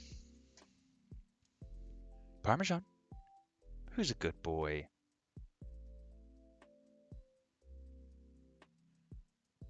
He's such a good boy. Albert, let's give the dog a bone. Am I good with horror? Yeah, I'm good with horror. But I'm limited to what games I have. Not in a game buying position right now. Not since I spent fucking $60 on Cyberpunk. I'm not even going to stream that until it's optimized and fixed up, so that one just stays in the pocket. You know? No, he's awake. He's just lying there being lazy. Let's do it. Now is a good of time as any to do it. Know what I mean? Let's put this mushroom where a cat can't eat it.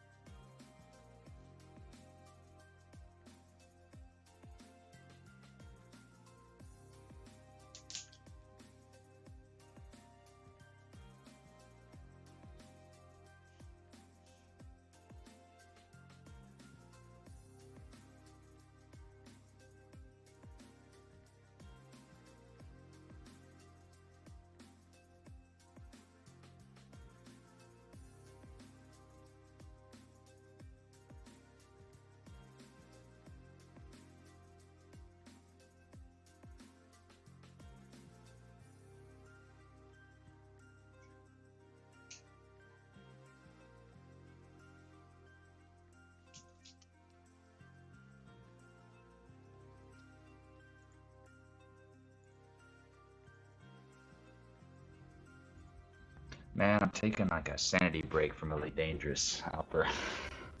I played that game exclusively for so long. It was literally all that I played for like 1,000 hours. I know. Look, let's give this dog a bone now, huh? He's a good boy.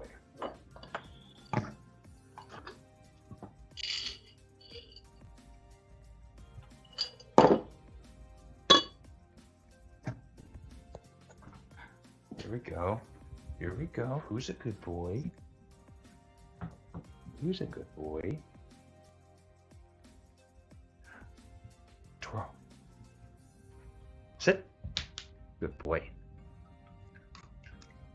What do you think about this, Norman? You jealous? Are you jealous, Norman? Lie down. Lie down. Good. Lie down. Look how jealous Norman is. Do you want a treat?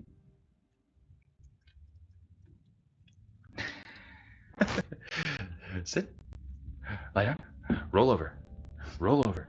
Oh, good boy. Good roll over. Good boy. Do you want a treat?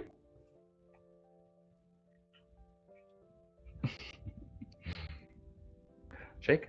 Shake. Good boy. Give me a hug. Hug. He doesn't want a hug right now, huh? It's a bit early still. Good boy.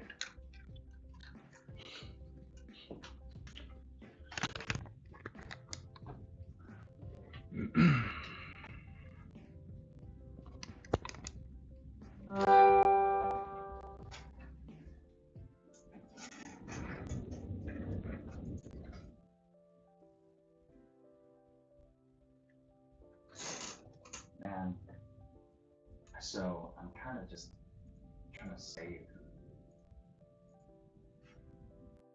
I think I'm trying to save my Elite Dangerous energy for when Odyssey drops. I'll come back and play a little bit before Odyssey starts happening, because I don't want to just show up, just for the release. I want to be in just a little ahead of time. So, but that's probably the situation. I just don't want to. I don't want to come back too soon and then induce another burnout. But let me make it clear. My heart is with the Ishtar sovereignty. I absolutely adore my squadron and my coalition. I love the people that have joined it and have decided to help make it their own. And it means a lot to me that it's going as well as it is. That the coalition still grows and gets stronger and more cohesive. Long after I stopped running it like directly, I still participate in the leadership process from time to time when I'm called upon to make a ruling or pass judgment on one thing or another. I participate still because the sun never sets on the Ishtar sovereignty, does it? It does not. Those are interesting. Let's get a little closer to that.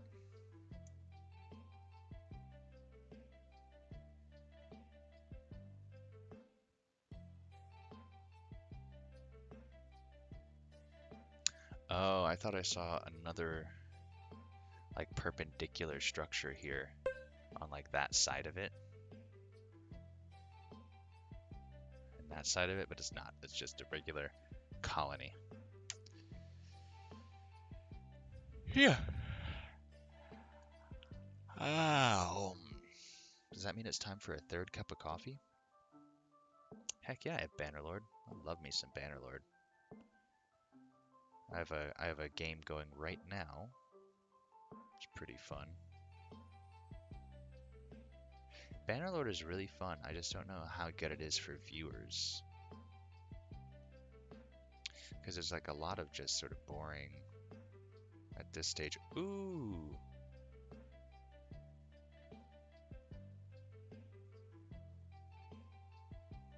Pediastrum?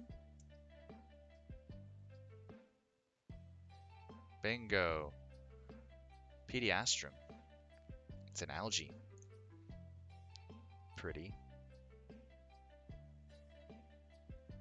It's got a hole in it. I'm not used to seeing that. Do I play multiplayer? A little bit. I haven't played multiplayer in a while because I knew that there's still a lot of updates and stuff that they had to do the last time I was playing multiplayer.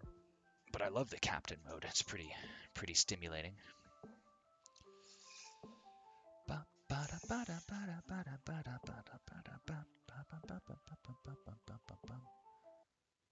Yeah, I wouldn't mind that. I haven't played multiplayer in a while, so I'd be down.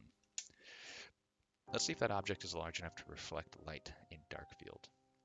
Unlikely. Just barely. Problem is the quality of the image is so terrible in dark field because that reflected light is a lot harder to resolve. Light field, yes. How nice.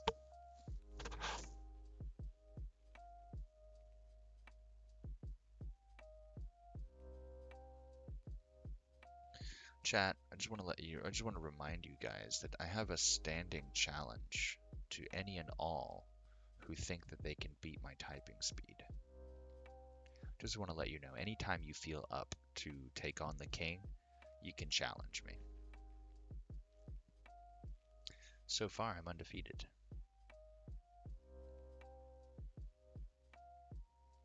That's a molt of something there. Hard to say what. Hey, Pharaoh. Good evening to you. Morning over here in California. 10:10 a.m. Sunday morning. We were just exploring some new samples I collected from the Sierra Nevada on a hiking trip we just went on yesterday. I know, man. The mod community for the Mountain Blade games is just legendary too. I'm so glad I have it. I have no problem. It's a game that I was so happy to get in early access and watch it grow and improve.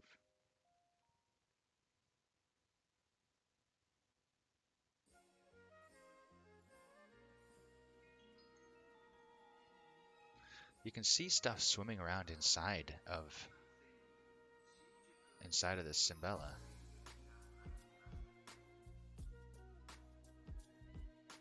Yeah, the story needs a lot of work. as far as just like building in quests and stuff. But the world is wonderful.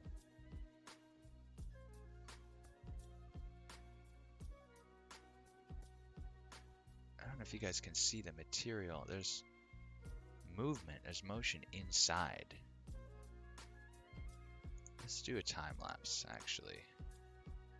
We'll just do a 3-minute time lapse interval of 1 second, playbacks at 30 frames, and we're gonna start it now.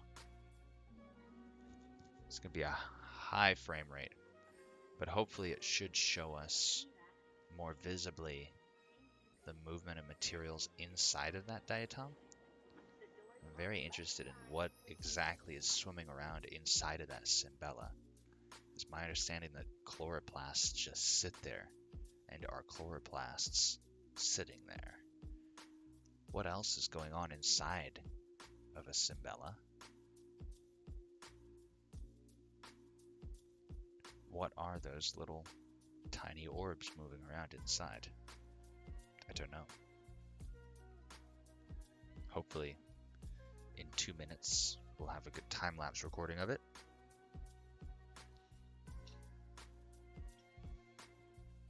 It's going to be a lot of frames, but we will see. I'm proud of Tail Worlds too. That's a good feeling to have. I love being proud of a developing company. Yeah, a good Turkish company.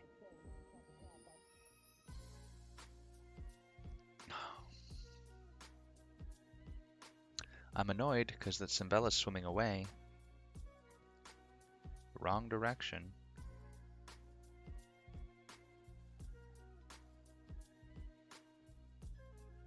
And it's not going to come back either, is it? It's just trying to get out of the heat.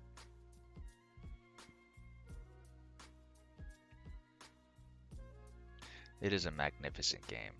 It needs a little more optimization. It streams okay, but I think I need to turn my bitrate down some actually.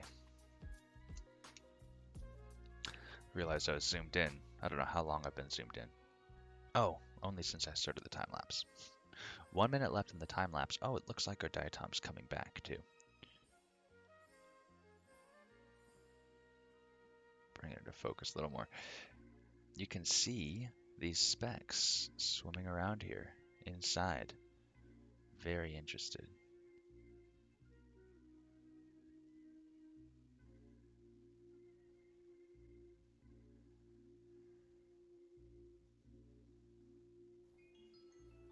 Yeah, they really put a lot of love into Bannerlord. You can tell Tail Worlds like really loves that franchise, the Mountain Blade franchise. It's a labor of love. Oh. Labor of love. And it shows.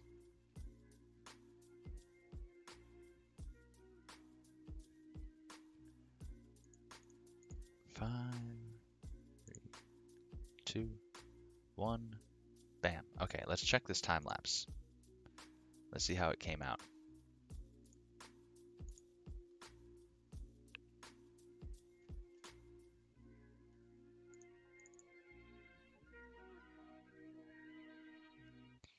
Hey. Wow, it worked. Okay. Look, you can see the little stuff moving around inside the diatom really clearly. That's what I wanted. Is to see all that material shifting around inside.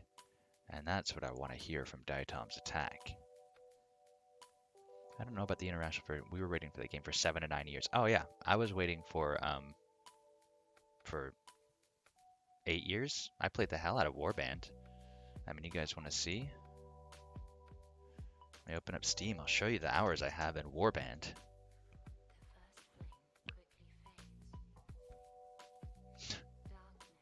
Yeah. No, I was one of those people, Alper, that was watching development of Bannerlord eagerly because my experience in Warband and all of the mods for Warband really had me set. 266 hours in Warband. My mic died. Looks good here. Can you hear me? I see it. Popping. Test, test, pop, pop. It's going out. Is it dead? I don't think so.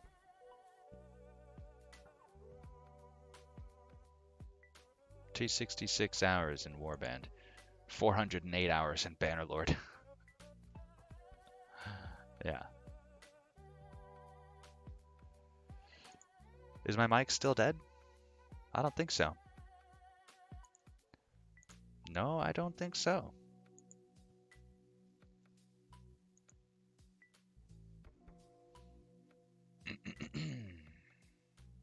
Waiting for confirmation on my mic not being dead. Then I got a news story for you guys. Confused, jealous wife stabs husband after seeing her younger self in old photos. Yes, that's right.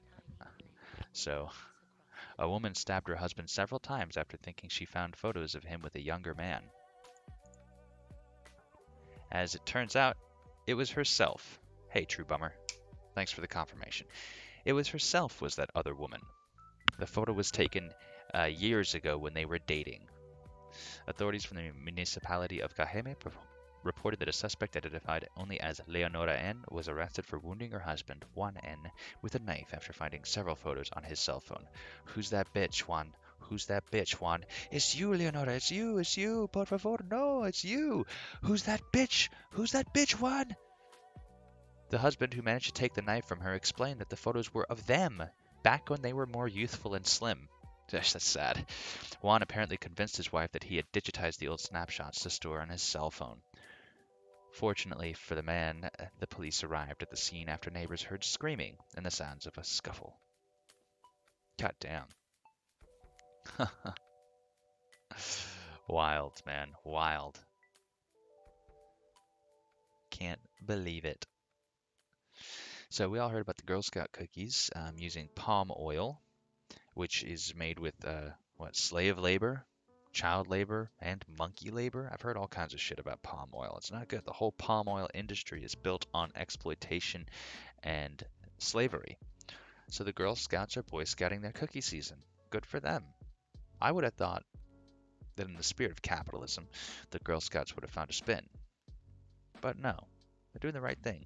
They're boycotting their cookie season this year. It's got to be a joke. I don't think it's a joke. This woman looks like she's really under arrest here. I would say it's pretty serious. Still, amazing. All right, we got a viewer submission here.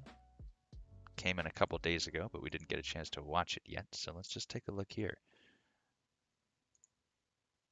Oh. Tiki wouldn't let go of this silver wrapper to get in the shower today. It's a bird video. Wait, where's the audio? There it is.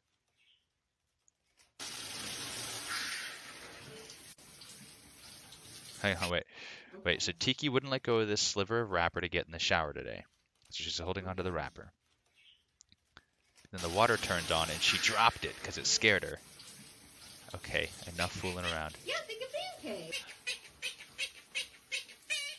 Making pancakes.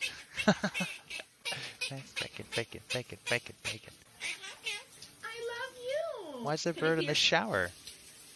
Why is the bird in the shower? Yo. Oh, look at that little beak. I love your little beak. Oh, I want a bird. Yeah.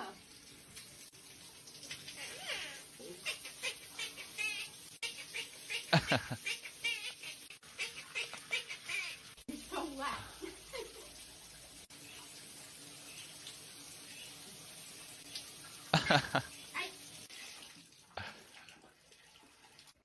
Here you go. That's adorable. Bacon pancake. Okay. That's too cute. Bacon. I love bird videos. Bacon. Let's see, I got some. Here's a bird video. I like this one a lot. That's you. That's it. Just love the sound of their voice. That's you. Oh? What's that?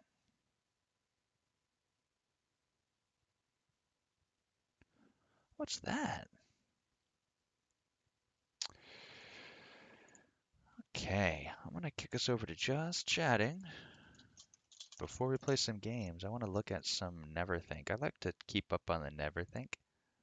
Sometimes it's entertaining.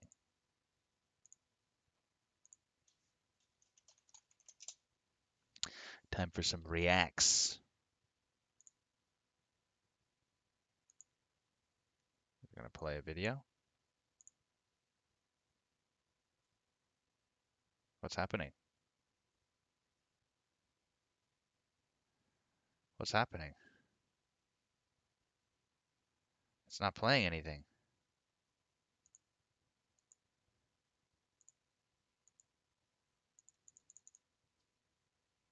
What the hell is that about?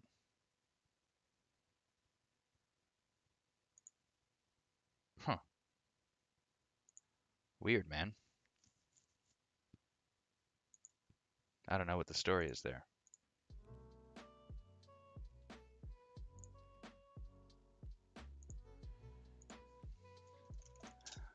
I want to show you guys part of this interview with Eric Andre, though. Pretty amazing.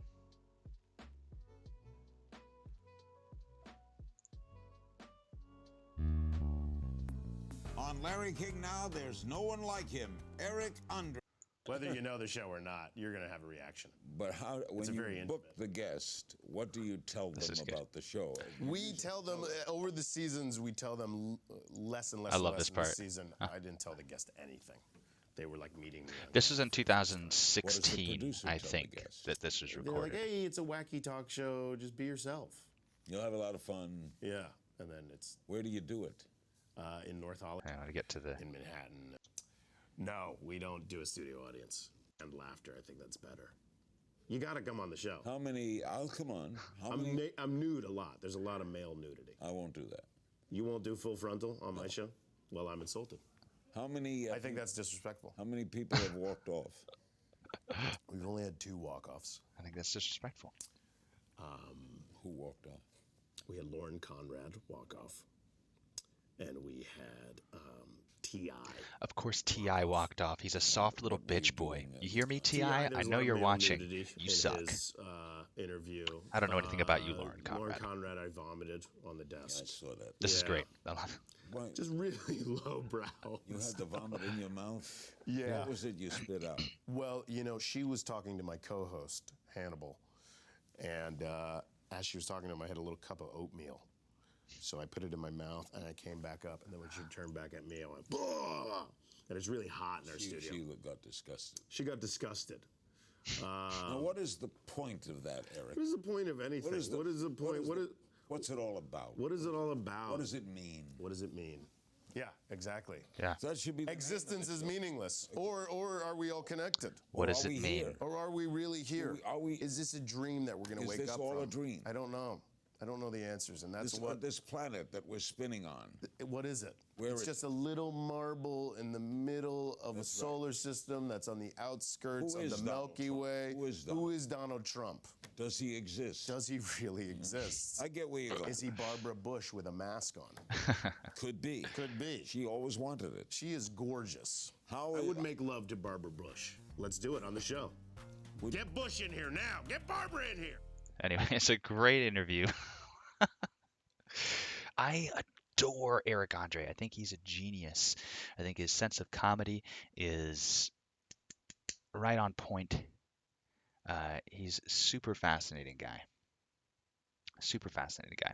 Let's play RimWorld, actually. Yeah. Let's play some RimWorld. It's been a while since I've done that. That's what I decided. It's been decided, chat. RimWorld. Storytime generator.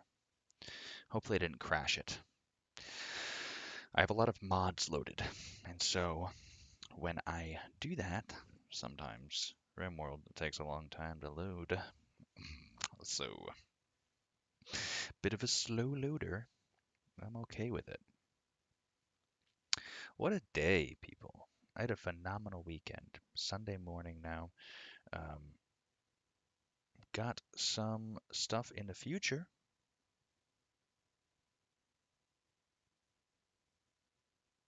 Sounds like English to people who don't speak English. What sounds like English to people? You talking about prison colon incident QSOL? Prison colon incident QSOL. All right. Du-du-du, du-du-du-du-du-du. You guys know that song, right? RimWorld is crashing. It has a hard time loading this stack of mods. It has a hard time.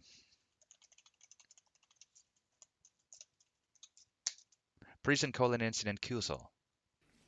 Freezing cold in incident QSOL. You the cold maze say one freezing cold in incident QSOL. All right.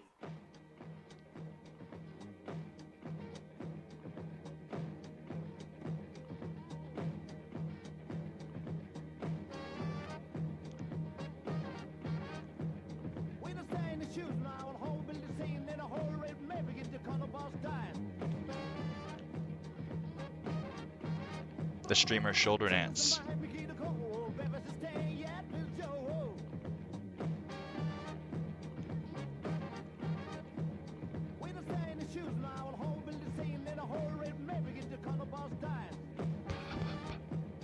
This song came out from Italy. It is it's gibberish, but it's gibberish that's meant to sound like the English language. Yes, that's right. Prison colon incident QSOL.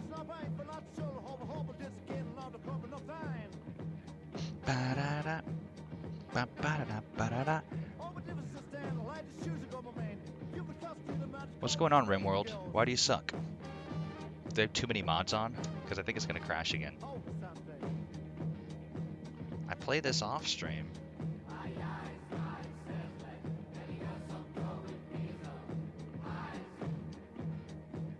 Nobody's speaking anything that makes this anything in the song. All right. That's the only word in this song. All right.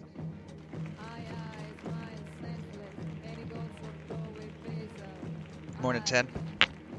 How you doing, man? How was the rest of the party yesterday? I missed a lot of it because I had to go hiking. It was a good hike, though.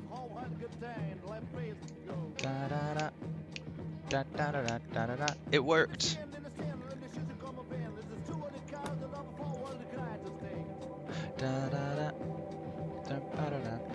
Where are we? 2350, 2331. Let's try this one. I'll click on that as soon as this is done loading, because this fucking load, man. This is the most delicate game to load.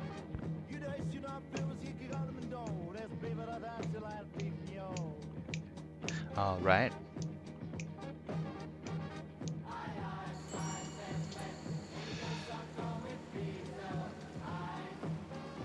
Okay. Yeah, I love Space Engineers, dude. I got 266 hours in Space Engineers, too, so. Oh. Star System Ishtar. 97 light years from Mazzoni. That's fucking close. Are you serious? Cividius Day. Cividius Day, CZ. Audacious Fortuna Yogats. Czech and Slovak speaking commanders. You know what that means? That means their numbers are low. 40. Wow. That's a long last load time. Anyway, that was Prison colon incident QSOL. Alright, so let me get you caught up on what we're doing here. I'm playing a medieval playthrough right now. So, our research is actually locked and limited to only medieval technologies. I'm going to play medieval for a while until we'll change.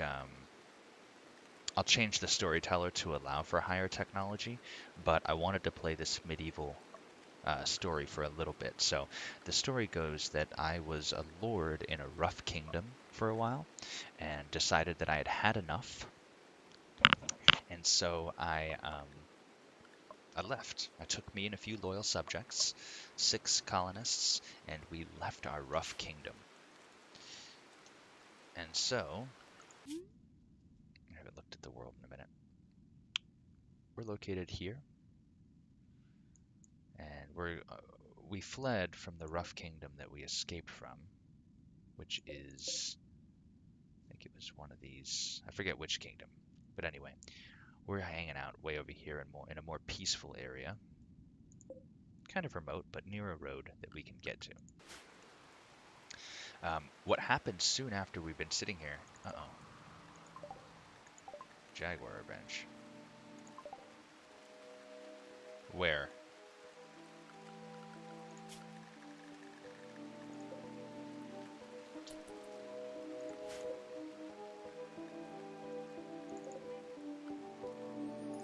Harvest that ambrosia. It's loud.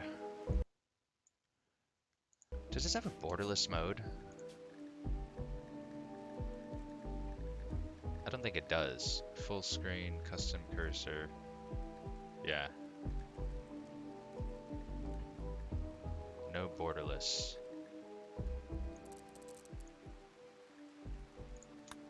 Yeah, the system for my special parties. Yeah. We got a secret squadron. So anyways, this is a hard game right now because we don't have any refrigeration. Because we don't have electricity. There's no electricity in this run through right now. This is my temporary housing situation, and I'm in the midst right now of moving everything over to the new housing situation. We've got a new dining hall at least, and we're now cooking more elaborate meals. So that's good to have. What I need is a research section now.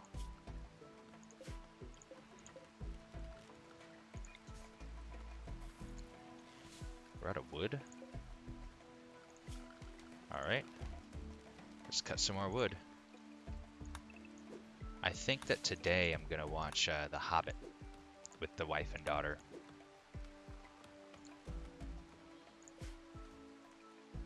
Alright, so where was I? We've got some basic production, tailor and stone cutting next to my leather and stone storage. We're gonna have output storage here for bricks or stone blocks and for apparel that I create. And then this is going to be a small hospital wing. And then up here I'll build my research area because Dan's still doing research down here. This temporary storage will turn into... Okay, alpaca is fine. I'll turn this temporary storage into a little barn for my livestock, and eventually I'll fence off this, and this can be a whole livestock area. I've been meaning to get these boomalopes. I don't have anywhere to keep them right now.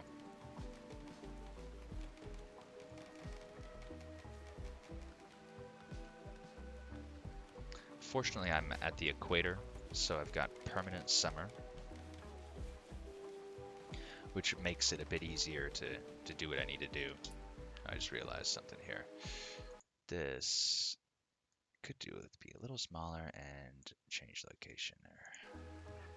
There we go. Better. Beats better.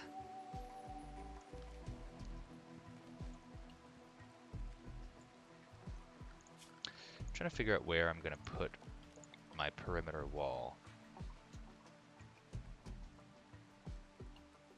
And I think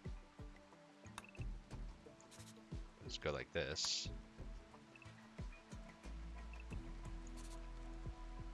We'll go like this. Bingo. There'll be a perimeter wall there.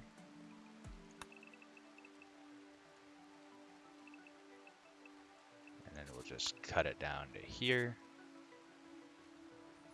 This all looks very good to me. Perimeter wall there. And then we can just go perimeter wall here. And it will be well sealed off. This whole region And then I can lock off this area for livestock too. We'll be doing good.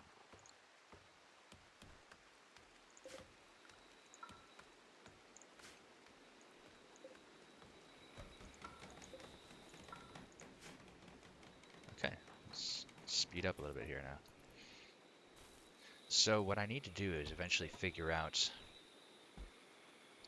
the method of growing and producing food that keeps me keeps my food from rotting too quickly. Because that's what'll happen. The food starts to decay, and you've got waste. So I just need to be growing enough wheat in the right cycle so that I can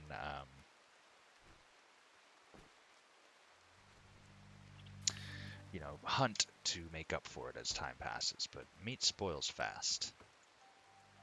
I don't know if there's any way to preserve it. Like, I don't have any. Can make some beer.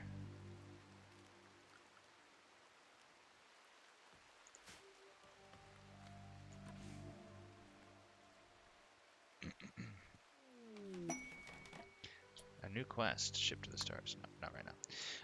Oh, what happens really early in my game is there was a space battle overhead, and so we ended up with all this debris falling down. So I actually have an incredible resource here. There's a lot of plasteel and steel that I can make use of when I start deconstructing these ship components. So that's great. Plasteel is very useful. It's all these dead people from the space battle. Wish made a game, but The Walking Dead styled. I'm sure that there's a mod for that. That's the one thing about RimWorld games is the mods are crazy good. Are you making kibble at the butcher spot? Someone finish building this damn table. Jesus.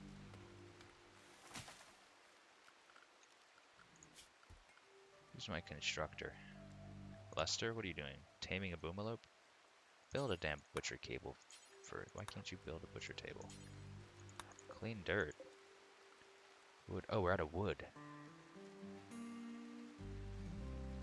Never mind, Lester. Do what you want.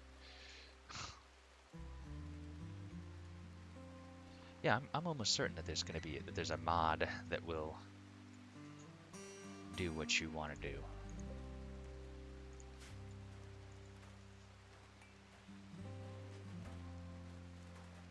With zombies and sort of,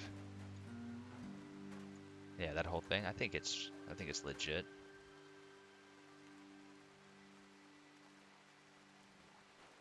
I don't know much about The Walking Dead, to be frank. What's that? Is it 25, 27? All right, we need some vents. Temperature. Vent it. Vent it.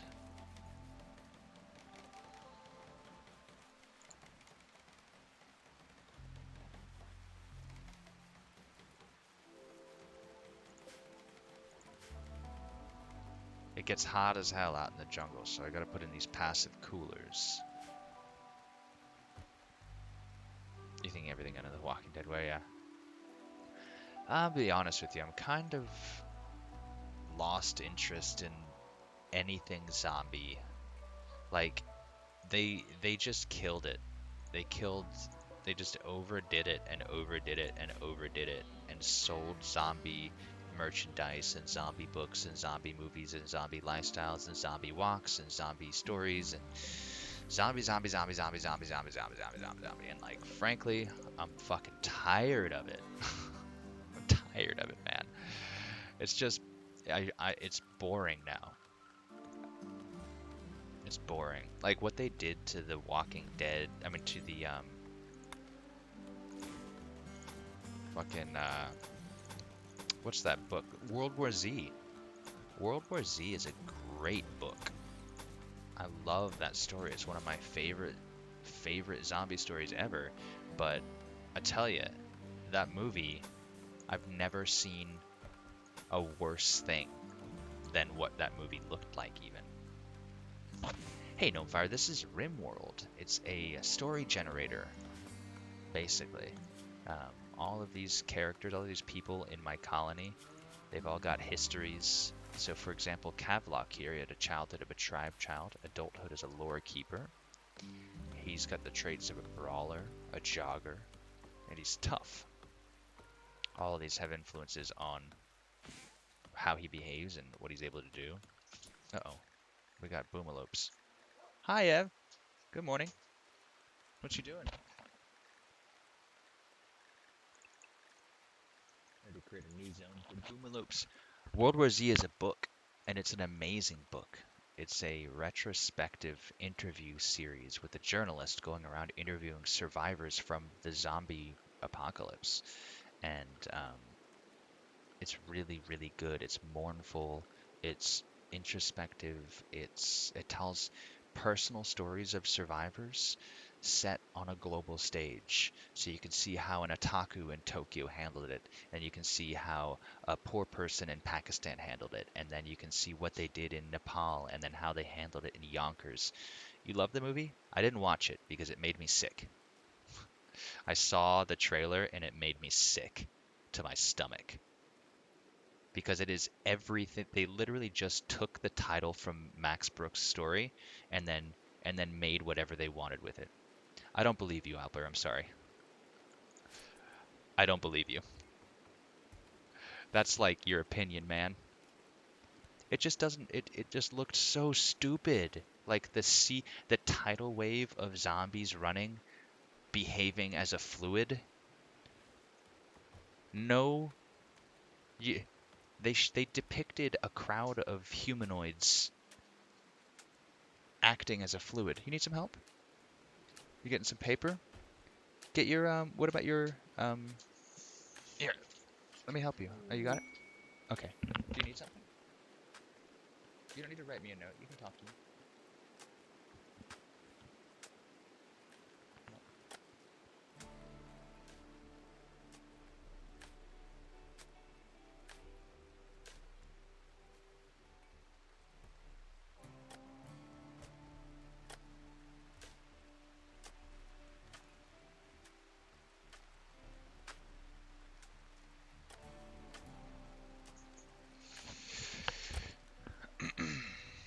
Yeah, the book is one of my favorite.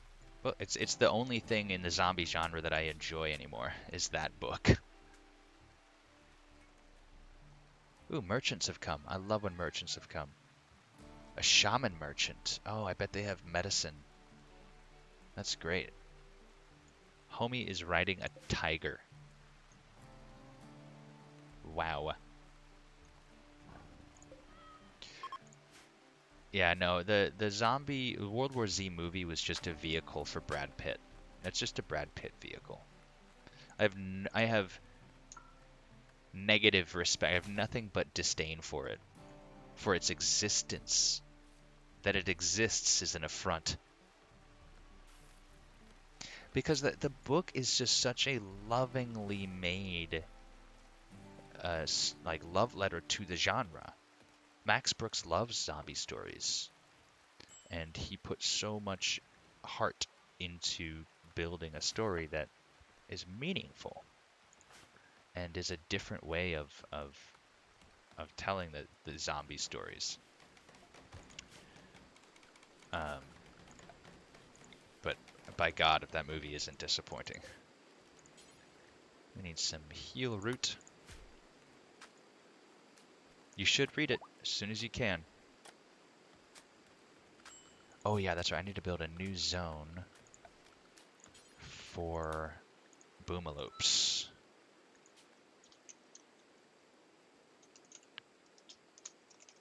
Boomalope pasture.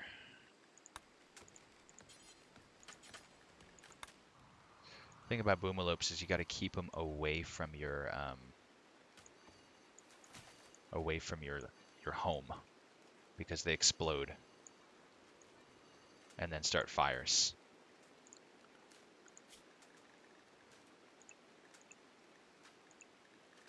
There we go. Yeah, I hear you. I end up with a backlog of books usually too myself. and it can be hard to keep up on them. All right, Dan's doing his research. Pretty soon we're gonna run out of things to research here. We're gonna max out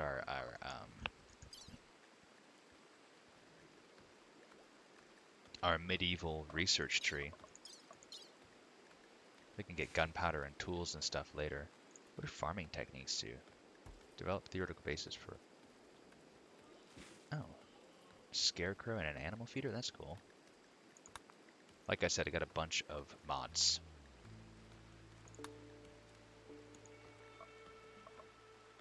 So I want to see how long I can play medieval before I get sick of it and decide I need to get some electricity.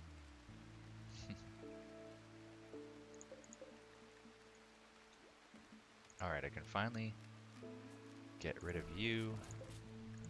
And you can make kibble and butcher creatures.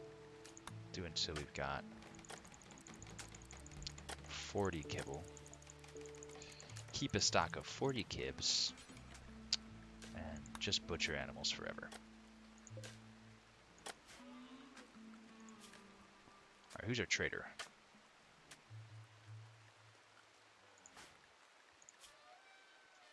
I think it's Lester? No. Rush. Rush.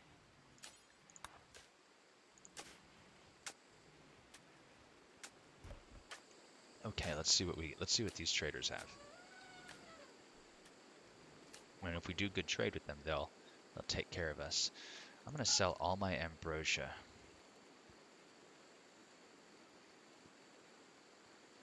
I mean, I can't synthesize anything yet. They sure don't have much. Architect Eraser. What the fuck? It's a one-use artifact that utilizes a vanometric core to erase everything in a radius of 10 from existence. What the fuck? It needs to be manually triggered. That's insane. It's just an existence eraser. Architect Eraser. That's an amazing. I don't have the funds for that, but yeah, they do some really cool shit. There's some amazing stuff in this game. I don't think I want anything from him, from this trader. I could sell more plasteel. Yeah, I'm just gonna sell some plasteel and get all of this guy's silver. The problem is if I accumulate too much wealth, then I'll be the target of raids, because raiders will want my wealth. Alright, I'm gonna just sell off some plasteel and all my ambrosia. Great.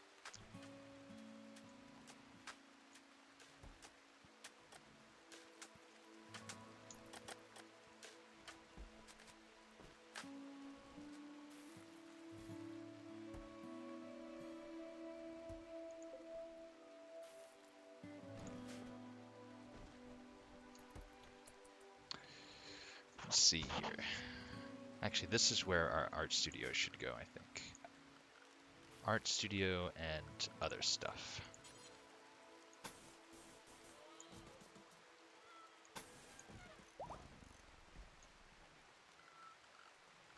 Got a new boomalope.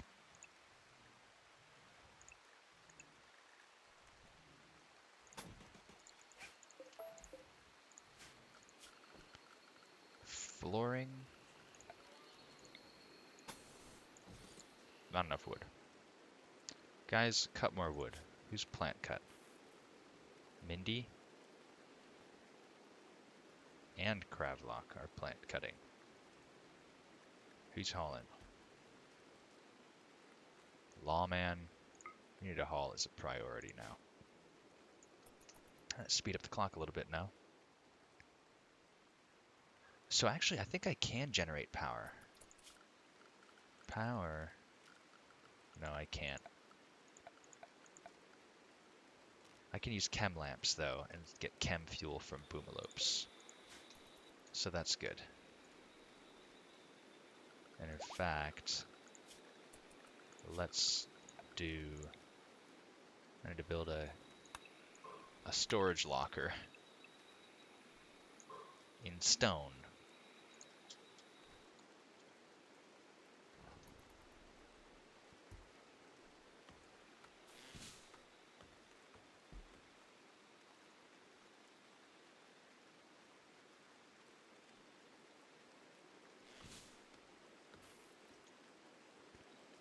I think these can all be guests now.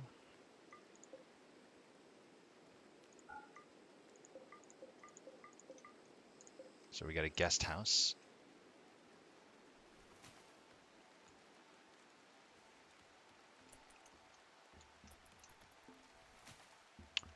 Run the clock forward some. Who's on mining?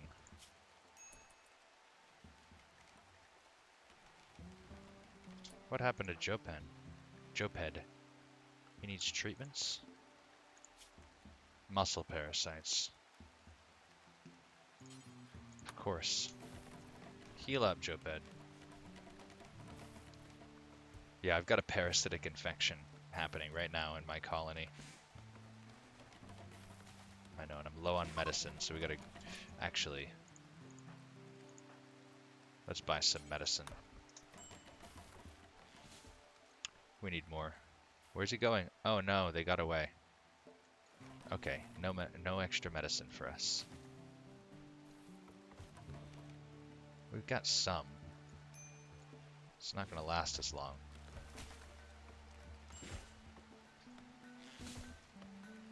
Not until someone helps us.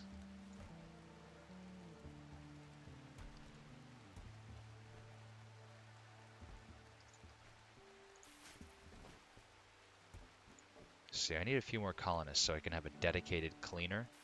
Look at all the filth on the ground here now. The more filth there is in my cooking area, the more likely it is that we're going to make someone sick with bad food. Heat stroke. Chicago. It's so hot. 44 degrees out here.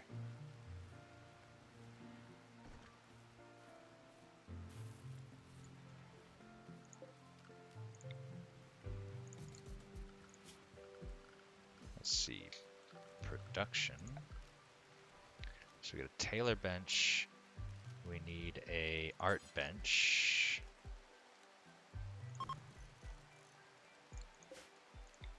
Put a tool cabinet there. And furniture, a chair.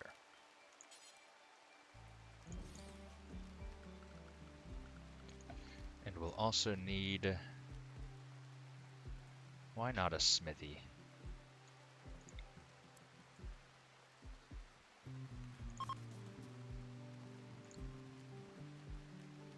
Great.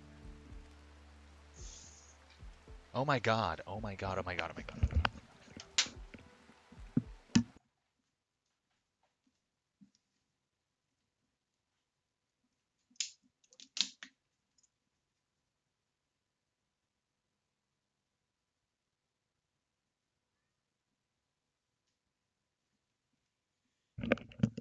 Dude was inside of the fucking silverware drawer.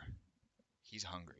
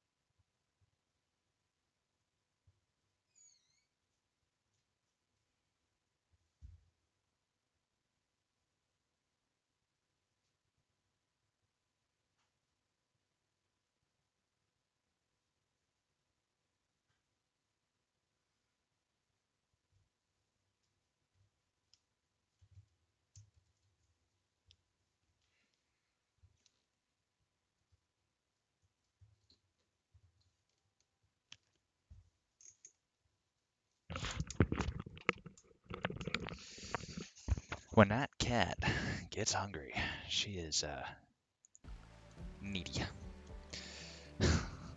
No, it's just Norman, my boy kitty. He went into the silverware drawer to try to get my attention, I guess. So we are building another work area here. Art bench and a smithy. Oh, there's a smithing cabinet. What does that do? Oh no, not that. Smithing cabinet increases work speed when placed near a smithy. One workbench links up to 2 smithy cabinets. Okay.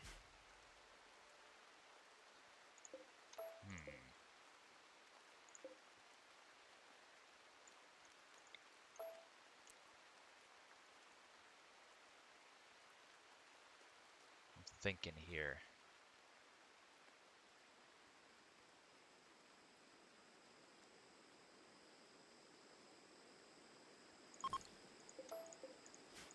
I'm trying to just think of some kind of creative or cool way to arrange this room.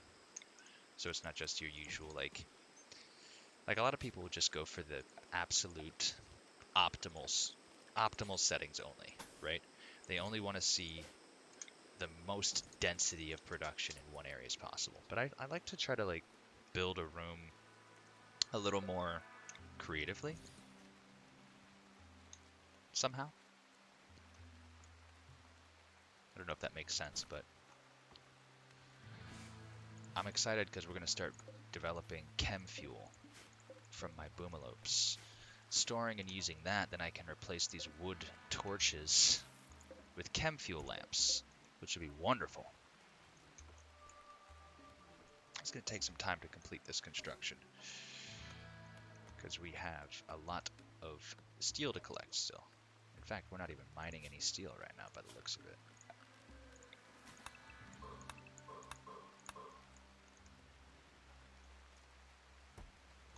Where's our steel? This is all set to mine. Somebody mine this damn steel, Jesus.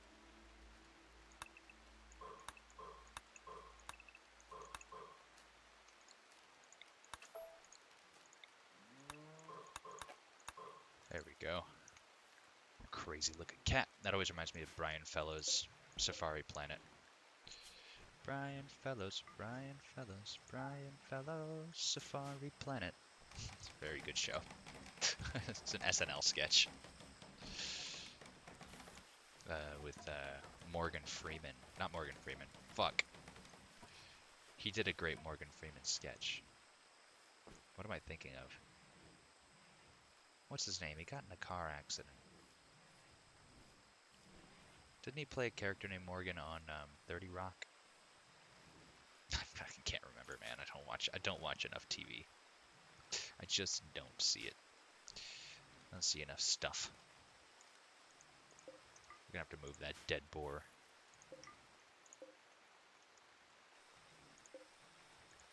What do we have these set for? Apparel. Apparel. No rotten. No rotten. And you can be manufactured. What is it? Raw resources, stone blocks.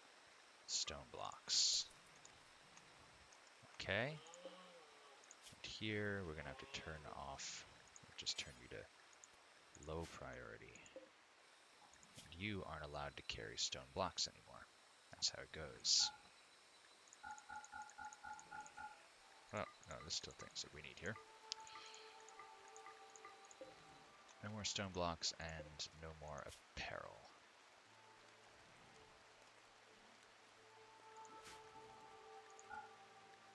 Now here's the trick, is they've got quality sliders on storage too, so I don't want any apparel being stored that has 0 to 50% hit points, because anything below that is ruined and gives a debuff.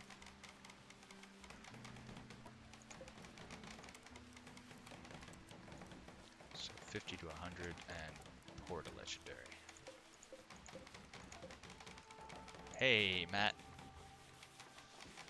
You did. We had somebody went crazy with the gifts the other day. On Friday, we had a very, very enthusiastic and engaged Coach Ingram. He gifted 41 subs, man. Fucking insane. Loved it. I love him for it. So yeah. How you doing? How you doing?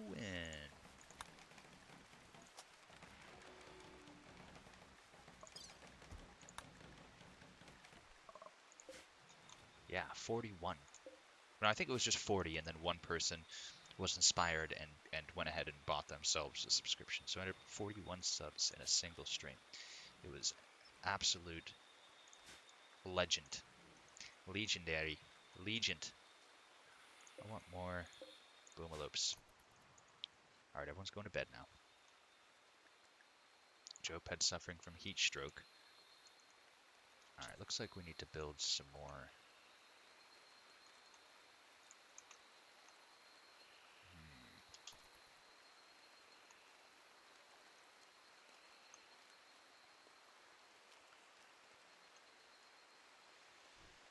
Problem is, I guess I need to build walls here. I can't put a cooler in every single one of their rooms. It's just hard for him to be in a hot room, I guess. Yeah, thank you, Alper. It was an incredible day, and I'm looking forward to more in the future. I'm gonna keep. It's just super motivating, you know. I'm gonna keep trying to give everyone the, you know, the best microscope and gaming content that you can hope for. That's all I want to do, and that's what I'm gonna do. Spent 2 hours in the microscope this morning, which I think is good. Quest supplies for a new. Uh-oh, here comes a raid. The Purple Brook settlement has arrived. They're attacking immediately with 4. What the fuck? Smoke grenades. Okay. A shotgun, a double-action revolver, and a combat handgun. Alright, so this is going to be hard, because, again, I'm in the medieval times. So that raid's going to come straight down. Where do we fight? They're going to come for my storage probably. Oh, she doesn't even have any weapons. Melee. Mindy. Equip that steel knife. She could go. Henry. No weapon.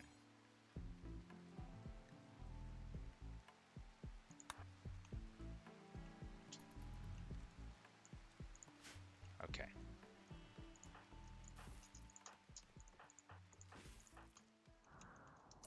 Here they come. Wow, they're fast.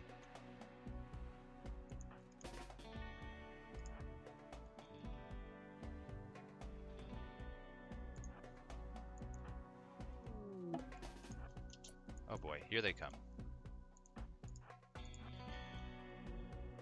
I think I've scuffed this.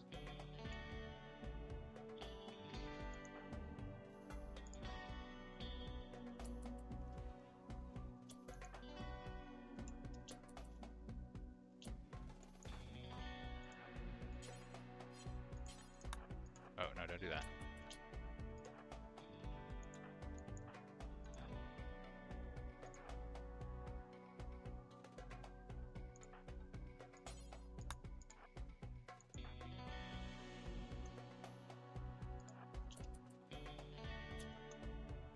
What's Bianca doing?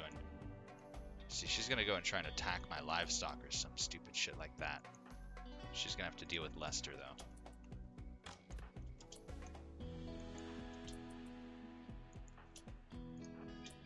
Shoot him now. Alright, time for the melee crew to get in there.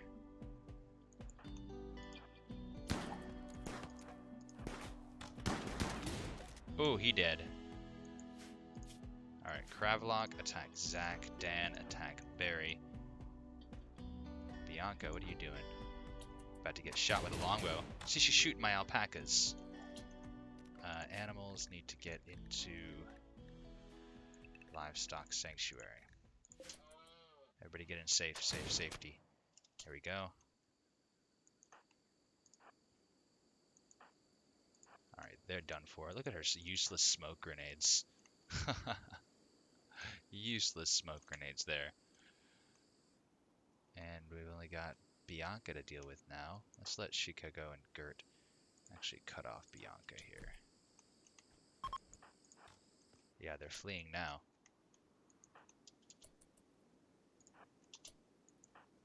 Finish her off, dude.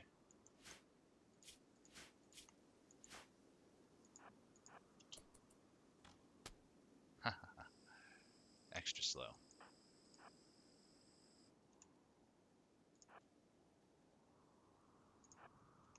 Longbow, ho! Boom! Fuck yeah!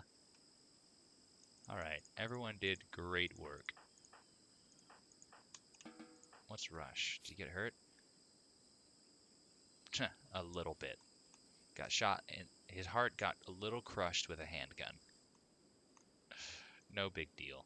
Rush is gonna go rest and get healed up. And we got smoke grenades now.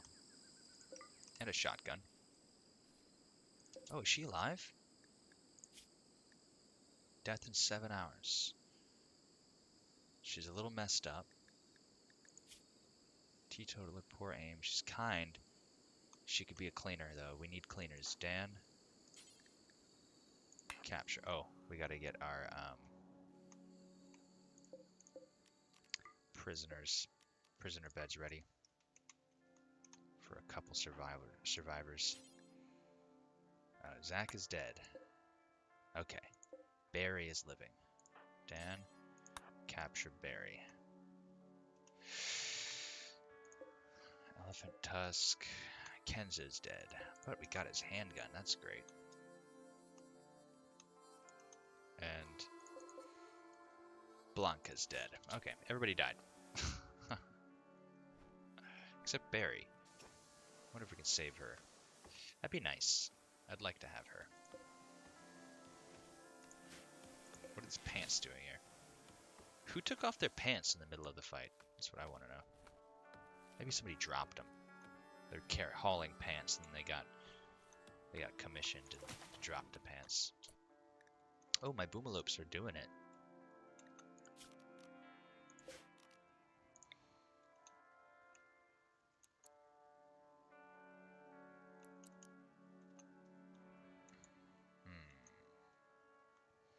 I don't know what to do with all the dead. I was gonna build a I want to build like a mausoleum for just for our own dead though. So anytime one of our own dies, we can enter into a mausoleum and have like sarcophagums. Actually, let's do this way. Because I think I like the idea of it being like so. Orders. Oops, where'd it go? Orders are mine. We can put some statuary around.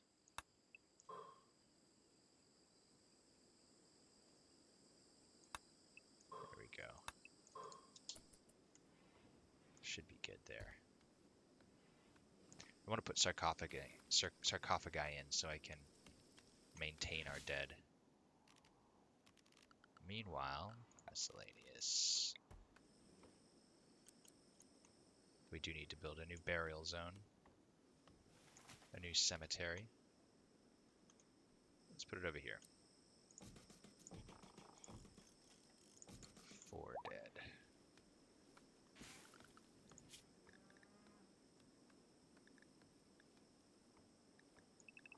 Livestock. Boomalope are free to roam.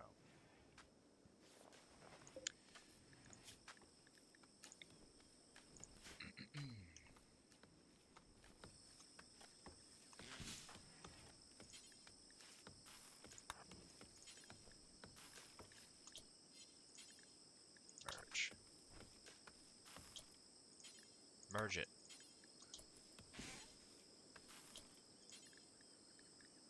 What do you mean no stack available?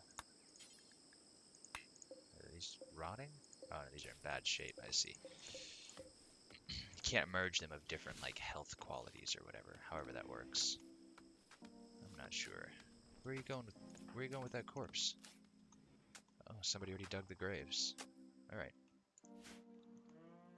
Excellent. Heat stroke from Chicago.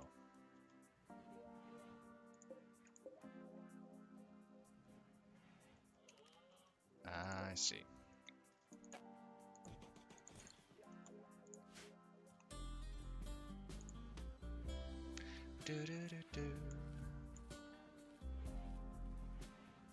So now Chicago has shooting ability. Get that handgun. Hell yeah. Lawman. He's already sporting a revolver.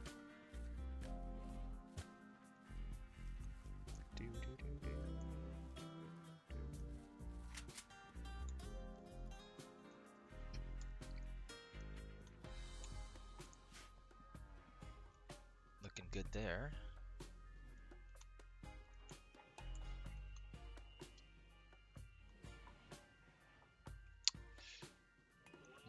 I need to create more bedrooms here.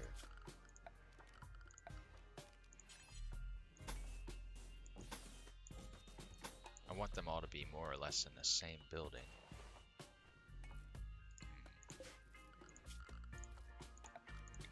Never mind on that, because it's swampy.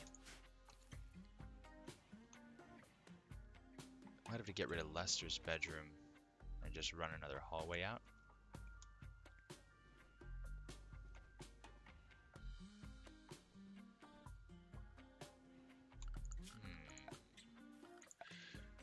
What if we go like so, and can create more, what do we got? 5? 5. Right? Not 3 by 5. 3 by 5. That's a big room. For a family or a king. A couple more bedrooms, and then we'll go 1, 2, 3, and then space. Let's see, Chicago just got food poisoning. That 3 by 3, and that's small enough.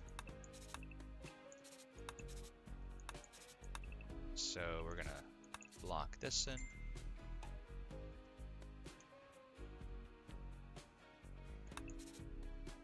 We'll go like that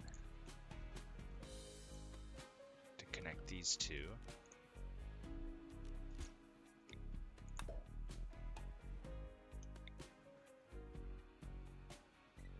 Then we can put the temperature control here, the central hallway. And now, because I like to have airlock vestibules, that's the way we'll do it here. So the exterior door isn't the one that actually connects to the main hallway. There'll be an airlock, so to speak. Major break risk. She could go. What are you doing?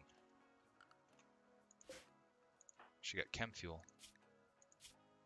Serious pain. She's hot, in darkness, unsightly. Awful bedroom. She observed a corpse. What's wrong with your bedroom, Chicago? It's got a bed and a lamp. Awful bedroom, she says. Yeah, it's not great.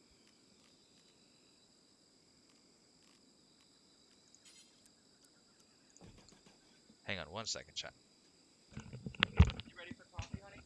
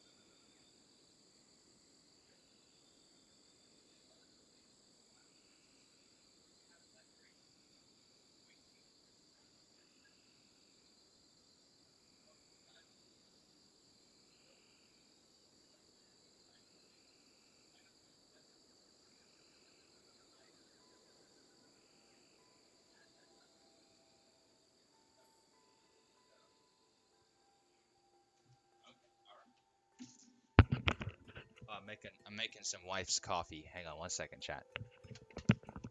Wives need to have coffee.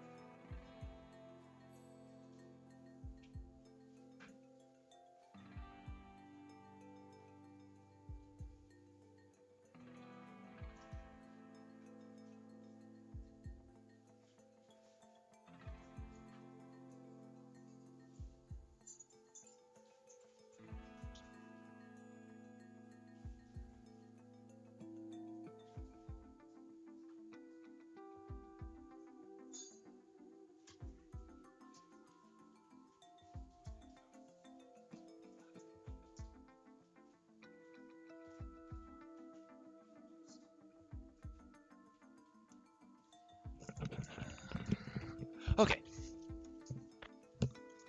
What's up, babe? What's in your pockets? Your candy? You can't have that.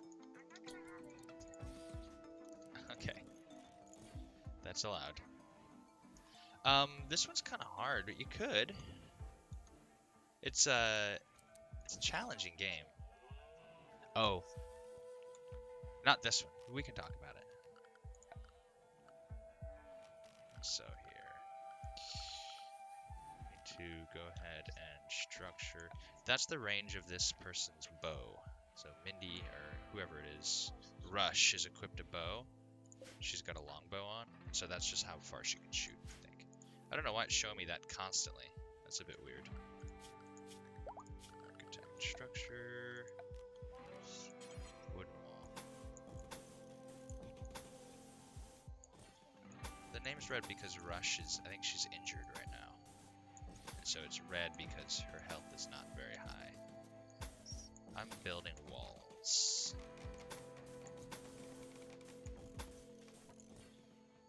Hang on, that's coffee time. One second.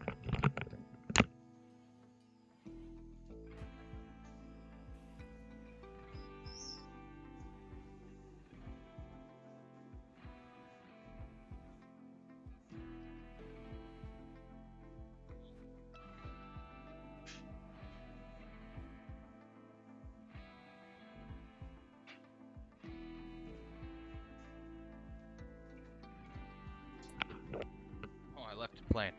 Hang on, I'll be right back, chat.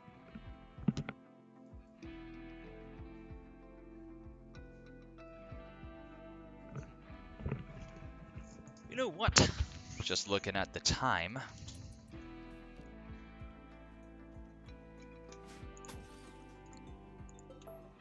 About time to wrap it up here pretty soon.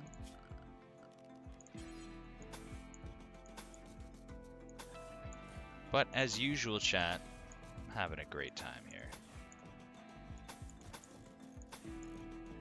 So I want to make an announcement coming up next month. I'm doing a charity event on February 20th. What's up, Ev? Can I help you? No? Just hang out? Okay, cool. Yeah, just wrapping it up here. So I got a charity event coming up on February 20th, Saturday. I will be taking part in a 24-hour save and raid event where we're going to be working our way through Doom Classic and Animal Transport Pod Crash. Excuse me? A crate with an ewe called Yolanda is crashing in a transport pod nearby. If it survives the crash, it will be badly wounded. A ewe? Oh. Yolanda's dead. Damn. 8 hours ago. I was too late on that one. New quest. Supplies for end. Anyway. What do they want? Ponchos? Nah, can't do it. So yeah, we'll be doing a charity event for suicide prevention education. Voices for Education and Awareness is the charity, the recipient charity, and really excited about that. That'll be super fun. And yeah, I've got other projects that I've been really procrastinating on because they're kind of intimidating and freaky. They're freaking me out, but I gotta really just like buckle down and do the job and get it done. So that'll be coming. We'll take care of that in time. But anyways, chat.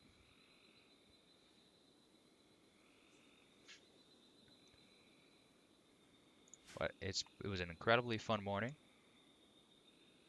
I had a blast.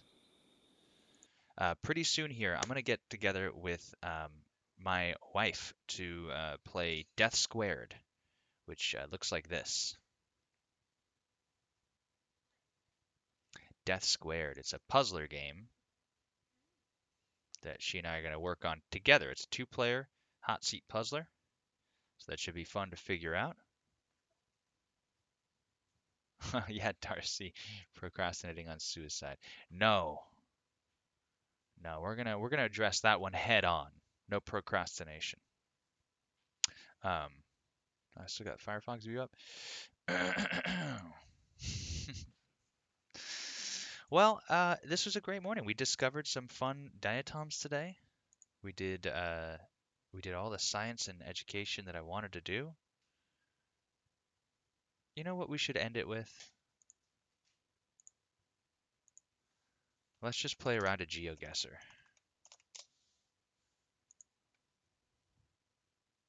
That's a great way to end.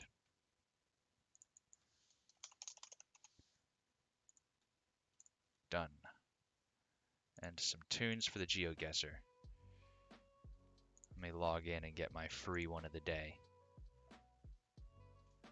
My voice lulled you to sleep in the morning. Gee.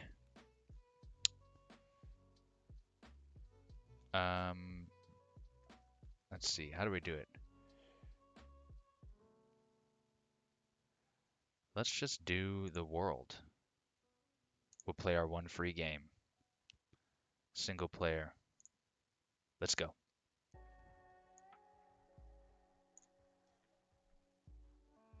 Made fun and by developed by .at. Austria? I mean, that's German. Anfang. Looks Austrian to me. E-cigarettes and liquor and juices. E-Zigaretten and liquids. This looks Austrian or German. Let's see here. This is a game called GeoGuessr, where it just puts you in a random place in the world on the street map, and then you have to guess where you are. A solarium, major sun.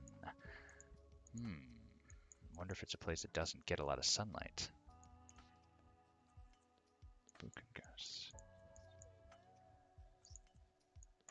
I mean, yeah, it looks sunny, doesn't it? Hospital, SMZ Ost. 100 meters.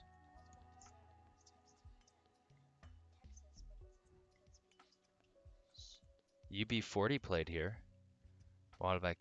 So English is kind of a global language. You'll find that no matter where you go in the world, you'll find that English at least appears.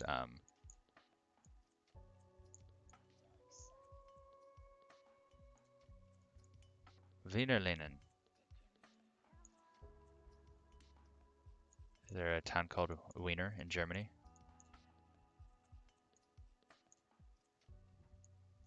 I think that there is. Or maybe something like it.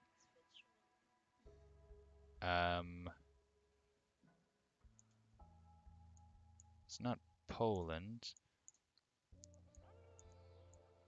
Let's just keep looking. What's that say? Oh dear. Wienerlinen.at. .at. Yeah, but it's all .a. All of the domains say .at, and German is .de. So that's why I don't think it's Germany. Because so far I've seen 2 website domains listed on advertisements, and both of them say AT, not DE. Those? I'm not sure either. Mekur restaurant. Karastraja. I don't think this is Germany, guys. There's German. It's near Germany. That's why I was thinking Austria. Because I think AT is the top level domain for Austria. And Austria is very close.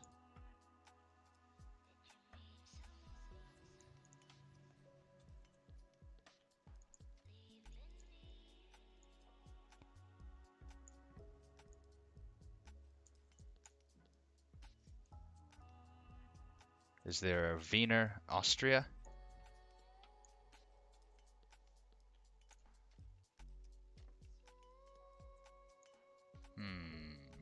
Weisselberg, Scheibs, Willenberg, Wilhelmsburg, Semmering, like Loben, Judenberg, Mecheldorf, Treffen, Griefenberg, Linz, Wergen, Tux, Hintertux, Innsbruck, Seafield, Erfeld, Liechtenstein. I love Liechtenstein. What does Liechtenstein sound like to you? Oh, Lincoln? Yeah, no.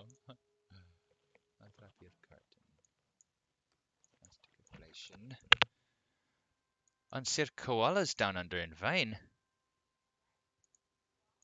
There are koalas down. It's not. It's not in Tiergarten Schönbrunn. Hetzing. I mean, it is looking more German. Now, it's definitely in Europe. They were just advertising that they have koalas at a zoo or something. Did this advertisement... What? What is going on there? I don't know. What? You see this? It's not the same girl either. I mean, it's just It's a like, different time of year entirely. See the light changes and everything. That's just funny. yeah, that's weird. They just changed the whole advertisement. Lidl. They have Lidl. It's a grocery store in Europe. The ad turns around. I think there was a considerable time gap between these two images. Ausfahrt. Fire station. Ausfahrt fire station. Where's Ausfahrt?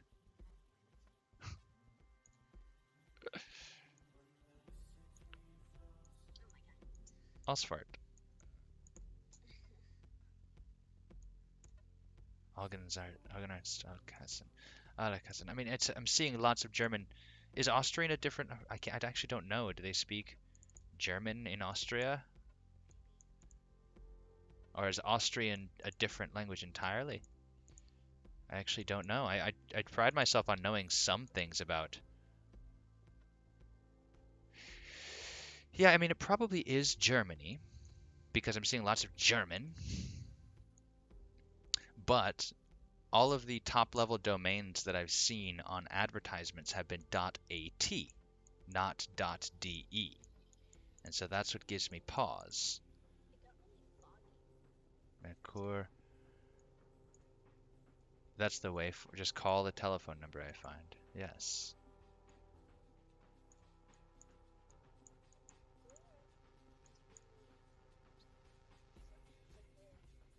Don't know how to start. Alright, so in Germany, it's just so much bigger in Germany, and I don't even know. I was hoping Austria. But because of all the German I'm seeing everywhere, I've been to Munich. Munich is beautiful. No, it's Munich. Munich. I went to the Dachau. Yeah, but it's not English, is it? Grafenau, Hasenberg. I'm looking for maybe a place named. I saw a name on a bus. Wiener.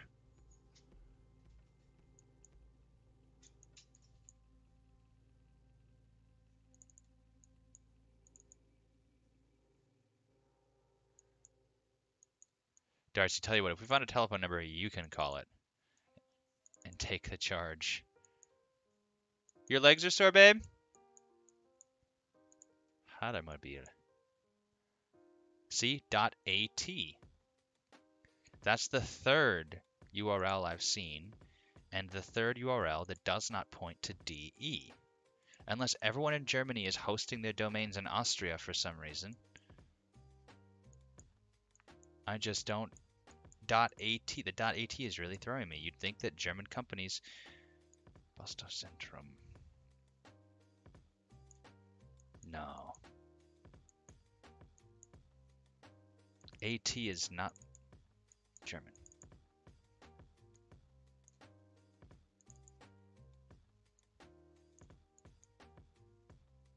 Yeah, let's get out into the intersection here. Renault, Tatuwerk. That's another .at.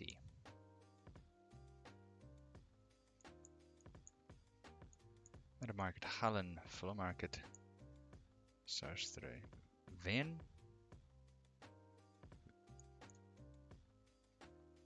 Wien. There's a telemarket. A phone number for you. Yeah, keep your mouth zipped if you know the answer.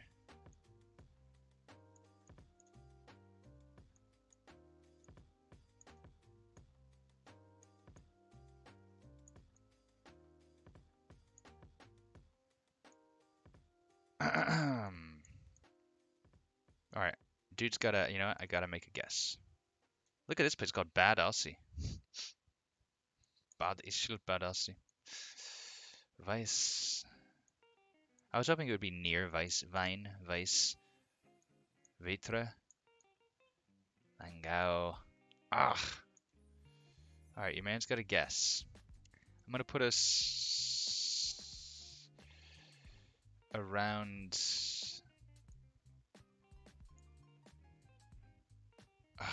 Let's see.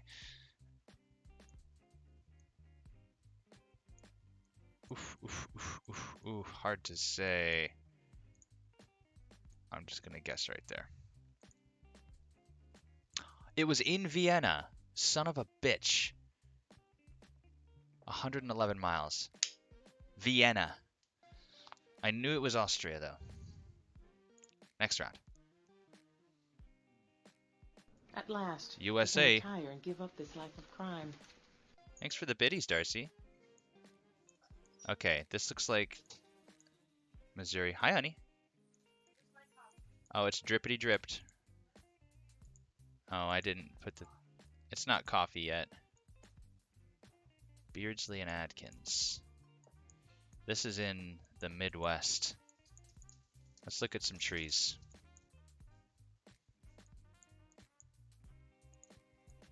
Elm.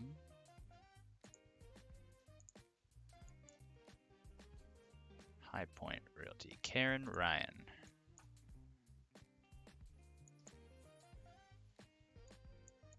Yeah, we're definitely in the Midwest or the South. Just recognize this kind of city planning. Look at that old brick. Old brick road. They did these a lot in the Midwest. Terrible to maintain. They're ripping out brick roads all over the Midwest. But if you find a brick road, you follow it, and you might find the downtown area, which is usually a bit more telling. That's at least what I learned in my time in the Midwest. You follow brick roads to find the old town. Dr. Thomas McBride Community Learning Center. Ending the stream with some GeoGuessr. I got 111 miles away from Vienna. I put it in the wrong Austrian town. McEbride. Summer break. Anything is popsicle. I'm gonna look it up. You're gonna look it up? Don't give me the answer. You can't tell me where it is. I'm gonna follow my roads. Yeah, McEbride. M-C-E. It was like I typed in 3 letters and it got it. Wow. Open set. The school looks too well maintained to be here in the South. That's what I was thinking. The Midwest. Now I don't know. When I lived in Ohio, these brick roads were common to see in Oxford, in my old hometown. I've never seen any brick road like that. Yeah, it's common in like New England and the Midwest. Um, and they usually rip them out. A lot of the times these small townships tear all their brick roads out because they're fucking nightmare expensive to maintain for a small town. Um, yeah, all of these houses, I'm thinking Ohio, I'm thinking Pennsylvania, I'm thinking it's too flat to be Kentucky. Kentucky's way hillier than this. Um, Branch Street Barbershop. What's the area code 330? I don't know where that is. I gotta memorize all my area codes. What's that? Easy quick stop food source. Yourbus.org. So that's another sign of the Midwest is their municipal public transit is not public. It's owned by a private corporation. Yourbus.org, because the townships are usually too poor to run their own stuff. Because most of these Midwestern states are welfare states. Everything in the state is dependent on federal assistance because they don't produce enough.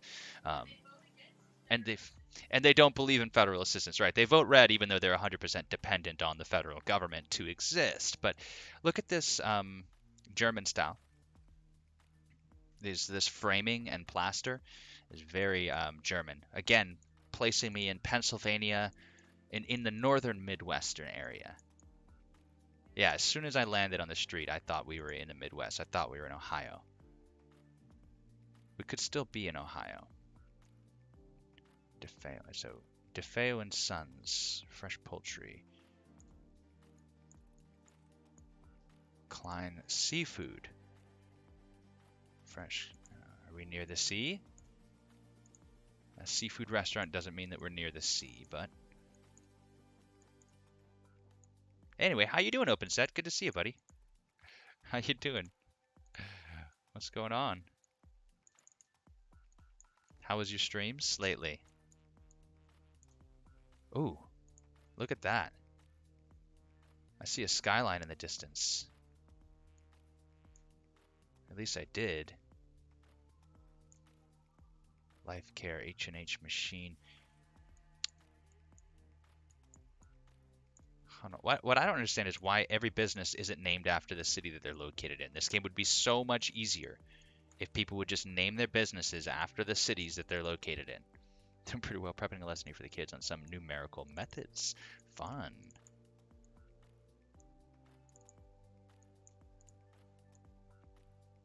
You gotta blow their mind with tree 3. You're gonna melt their brain. Looked at a salmon scale and it was really cool. Ooh, I have a fish scale. I found a little fish scale off of a tilapia, and I have it. I have an image of it, actually.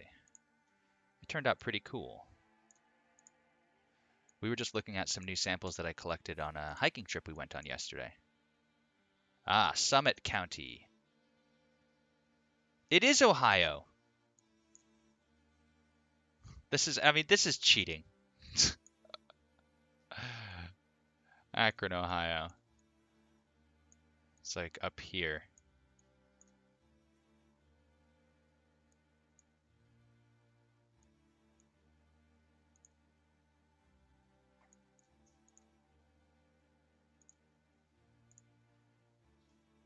Real close. Real close.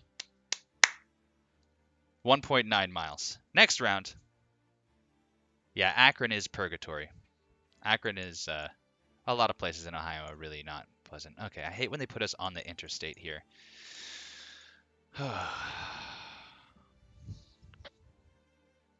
Alright, we're in the United States.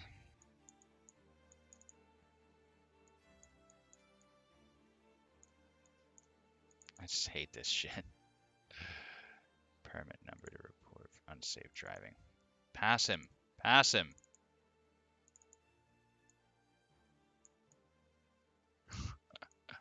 Looks like the South.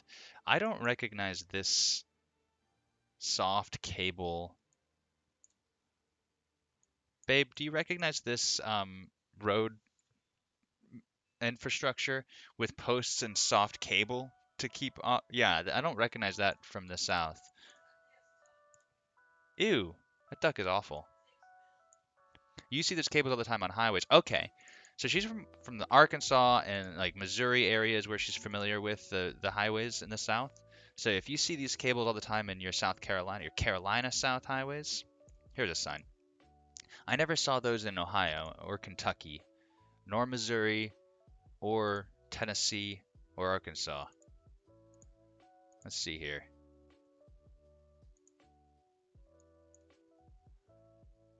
Mantachie and Moorville. Mantachie. That's a native name.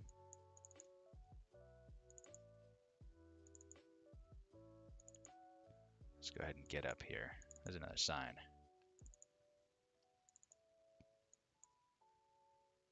Premier Family Urgent Care. Mantachie and Moorville. Exit 94.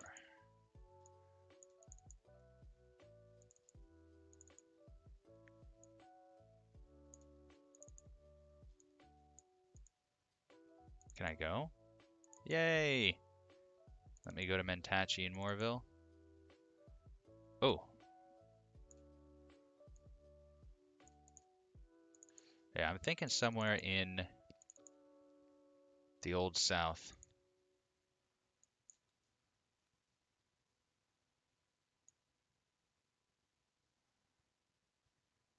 One of the Carolinas, maybe.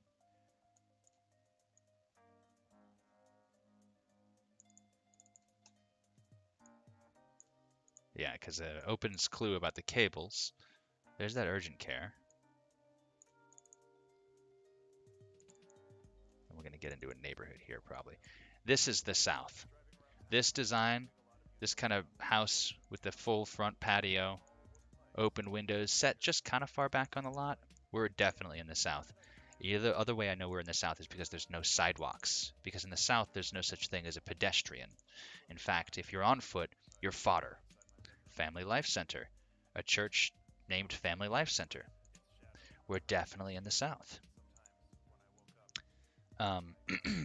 Just awful, hideous design like that, where they just like, oh, just dig a trench and let the water go.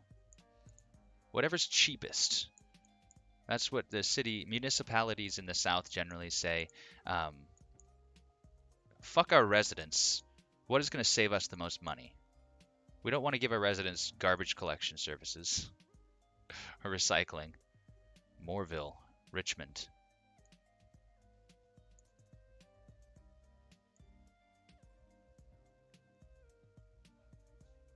Yeah, absolutely. Looking in Virginia. For Moorville in the Richmond metropolitan area. Montrose, Williamson Farms, Yali Mills Estates, Bellwood, Bensley, Chester, Windsor, Woodlake, Skin Quarter, Hallsborough, Hollybrook, Dorset, Genito. Gotta be around here somewhere. Montpelier, Jackson. See if we can get a little bit more.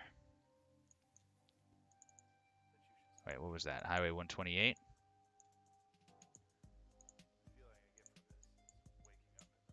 $178.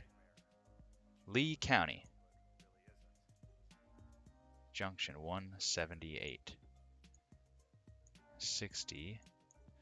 This is the part where it gets real fun.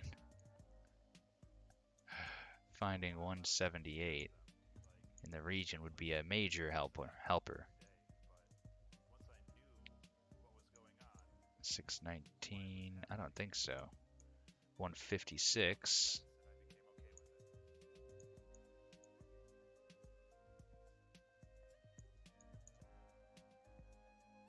Ooh, Route 666. That's a thing? Awesome.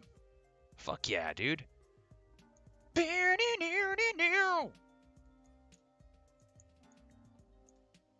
156. I don't think they're in any particular order. There's 155, 156. Okay. But then it goes 145. And then we're in the 600s again. I just don't understand how they actually enumerate these interstates.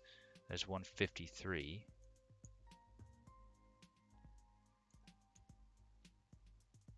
And there's county roads and interstates and all kinds of stuff. It gets confusing. I do think we're somewhere in Virginia. Odds and evens left to right for 178. So they travel east to west this way. So 307. But then it's like, I don't know, 610. He's in the couch. He's crazy. South 371. 301.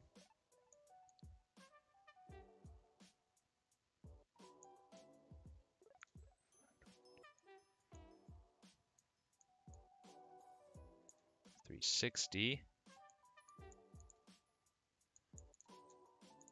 I don't know if this is the best way to figure it out, but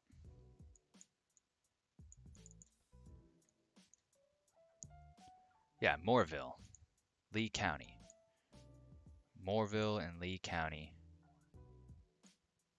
Man. Moorville. Goochland? Are you serious? Goochland, north of Maidens, home of the Virginia Correctional Center for Women. Is this real?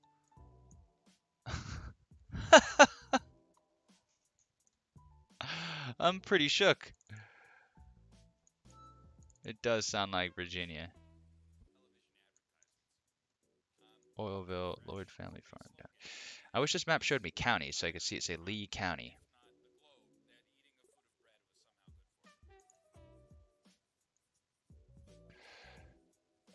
One of the state liquor stores. That's right. Closed on Sundays. Because the separation of church and state is important. So important that the state won't sell you booze on a holy day. Even if it's holy for you to consume booze on that day. Sorry. Christ only. Let's shoot our shot. I don't know. I don't want to spend too much time searching for Moorville. Alright, gotta wait a minute. I'm not allowed to see that. Yeah, the state-run liquor stores are real interesting. I remember those in Utah. It's in Mississippi, guys.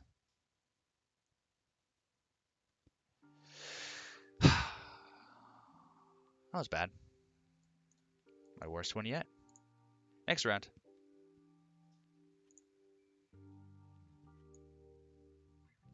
But it's not a thing about making it accurate. It's been a while since I've seen the trees.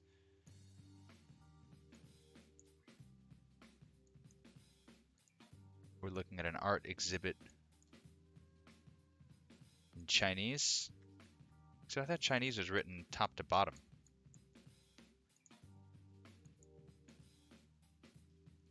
Wildlife Photography of the Year. Wild China. Really? The World Wildlife Federation's? Okay. Cool. A panda exhibit somewhere. Okay. There are a lot of places this could be. Let's step outside. Rainy day in China. Bamboo growing. International exhibition of the 2012 Wildlife Photography of the Year winners. It's Chengdu.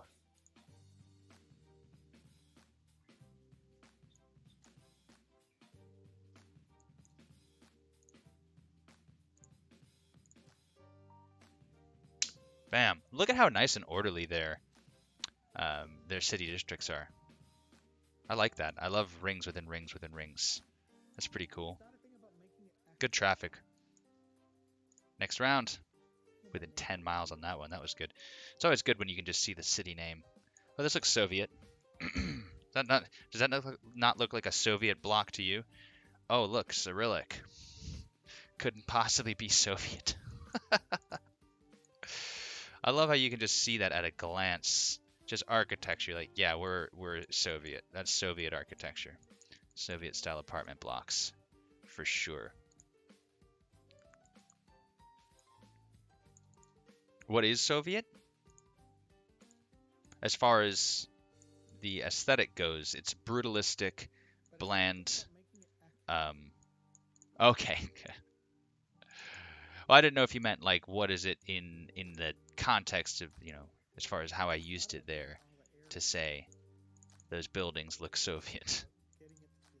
I know you're in Turkey, you know what Soviet looks like. God damn. How fucking bleak is it there? It's hard, dude. The Soviets had better sex. In the 60s? Definitely. They were having better sex. Well, I don't read Cyrillic, so it's going to be difficult for me to glean too much from here. Unless we get lucky and somebody uses a Roman alphabet, but...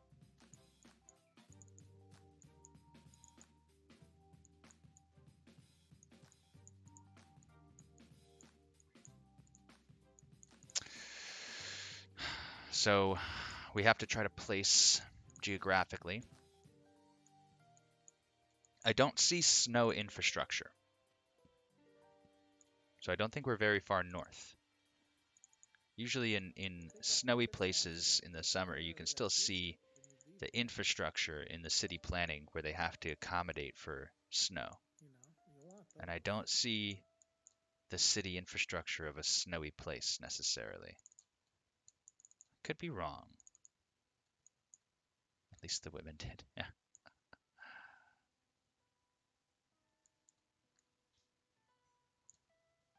Yeah, kind of warm right now.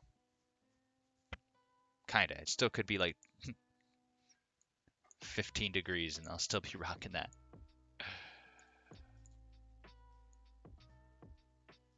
Oh, okay, you were battling it up? Sweet. Yeah, I think we're somewhere in southern Russia. I don't think there's anywhere to go here, though.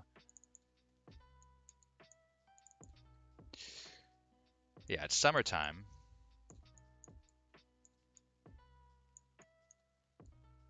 The sun is kind of low, but even Russia's southernmost latitudes are still north enough that you'll have a low sun in the summer. Know what I mean? There's an Orthodox church.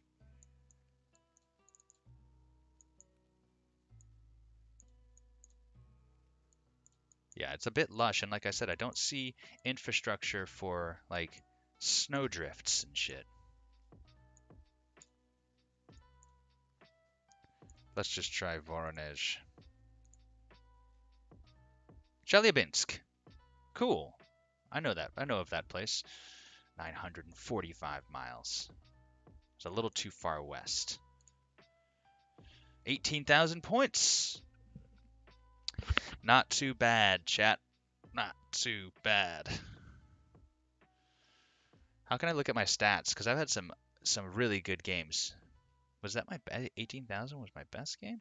Average score 16,000. Pretty good. Pretty good. You can only play one game for free every day. Alper. Yeah, soldier has to fight. That's right. There is. Excuse me. There's a knockoff version called. Well, there's City Guesser, which lets you guess which cities you're in. But there was another one. Local Lingual is a cool website. You can listen to voices from around the world. Oh, this is it. Location Estimator. That's the game. Instead of GeoGuessr, it's Location Estimator. And it's a little different. You can adjust the rules and everything, pan and zoom aloud, and then you can start the game, and then it'll drop you right in. Hi, Laura. Lara the doggo? Number 9. How you doing? How you doing today? Glad you made it here. The game won't start. That's okay. I wasn't going to play that game anyway. Since you just made it, Laura, let me just show you what I usually do here, because you're catching us near the end of the show today. But I have a great show, if I do say so myself. This morning, we spent some time observing samples from local waterways. Wife and child and I went on a hiking trip yesterday. The other day is yesterday. And we went ahead and took some samples. So here's a time lapse I recorded of Cimbella diatoms swimming back and forth. But what I love about this is you can see there's something swimming around inside of the diatom that I'm trying to figure out what that is. Didn't GeoGuessr become limited because of Google API limit changes? Ah, maybe. I'm not sure exactly what the deal is, though. This is a Pediastrum algae clump. Appreciate the follow there. You're going to have a good time. You are now a delinquent. Welcome to the crew. Delvers and delinquents all are welcome. You know, you guys want to know how I remembered the name of this thing right here? Anal beads. Anna's beads. Annabase? Mnemonic devices are fun. Little algae colony. Maximum delinquency. That's right. We also took some footage. Oh, this is such a fun picture. There's like a dozen different varieties of diatoms and algae in this one shot. We're at 250 times magnification. So we're talking one of these is maybe 100 microns long, or a tenth of a millimeter. Beautiful, beautiful little algae. This one too. Zigzag colonies of diatoms, strands of algae, individual diatoms, reproducing pairs, all kinds of stuff happening in these images. I love the zigzag colonies though. I think they're really pretty. The way that each diatom will breed and basically pair off, and then a daughter cell will then just sort of just hinge out, and then when that one breeds, its daughter cell will hinge out, and it just sort of unfolds like a Jacob's ladder of consecutive generations of diatoms as they reproduce and expand.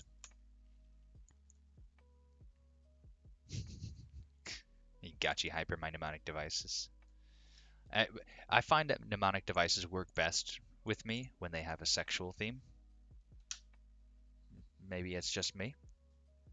But let's give a quick farewell glance in the microscope before we gear up to raid. Who's live in a science category today? Physics O is live. Let's see who else. Oh, Hikari Faith is streaming. I don't think I've raided her ever. Yeah. We're gonna raid Hikari Faith. She's playing Genshin Impact. She's a great viewer and member of the online EDU community. Oh, get a load of that. Asterionellus stellate colony. It's a little bit damaged though, so you see these little star shape extensions. There would be a couple more, but the colony has taken damage. Asterionellus formosa, I think. Asterionella. Like that. Let's see. Asterionella formosa. Fuck yeah. I'm getting good at this, guys. I'm getting real good at this. I'm learning my diatoms after all. Asterionella formosa. Yeah, they form stellate colonies where they sort of branch out and form little star shapes, and then they'll break and dissipate. Pretty cool.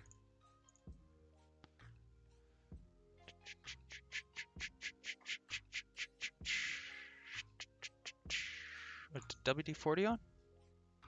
Might have to raid him. Oh no, he's not on anymore.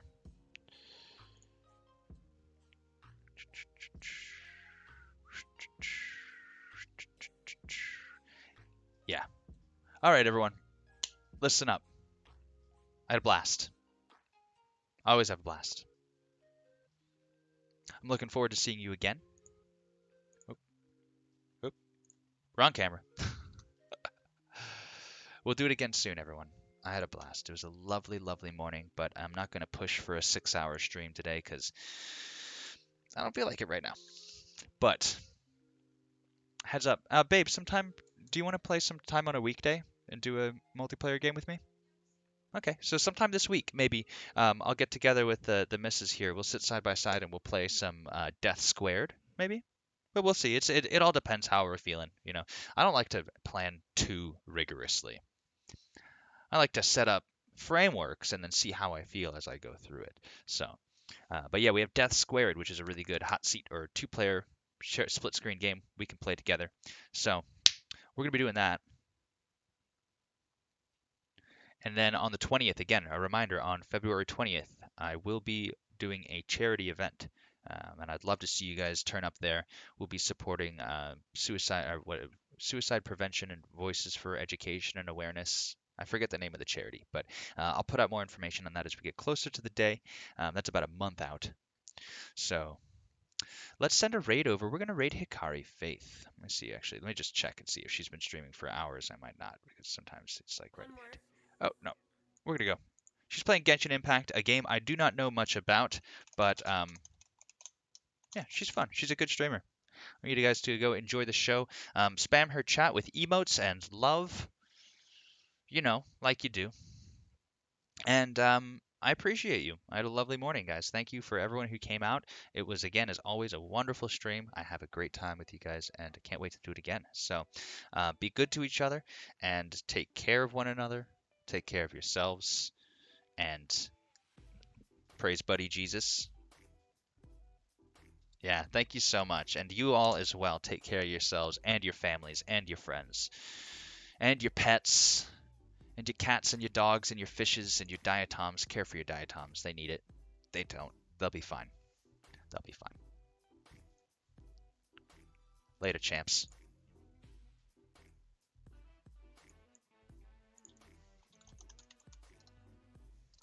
Let's just... No, I'm not... Whoa, hey, Del Maximum, thank you for the raid. Wait,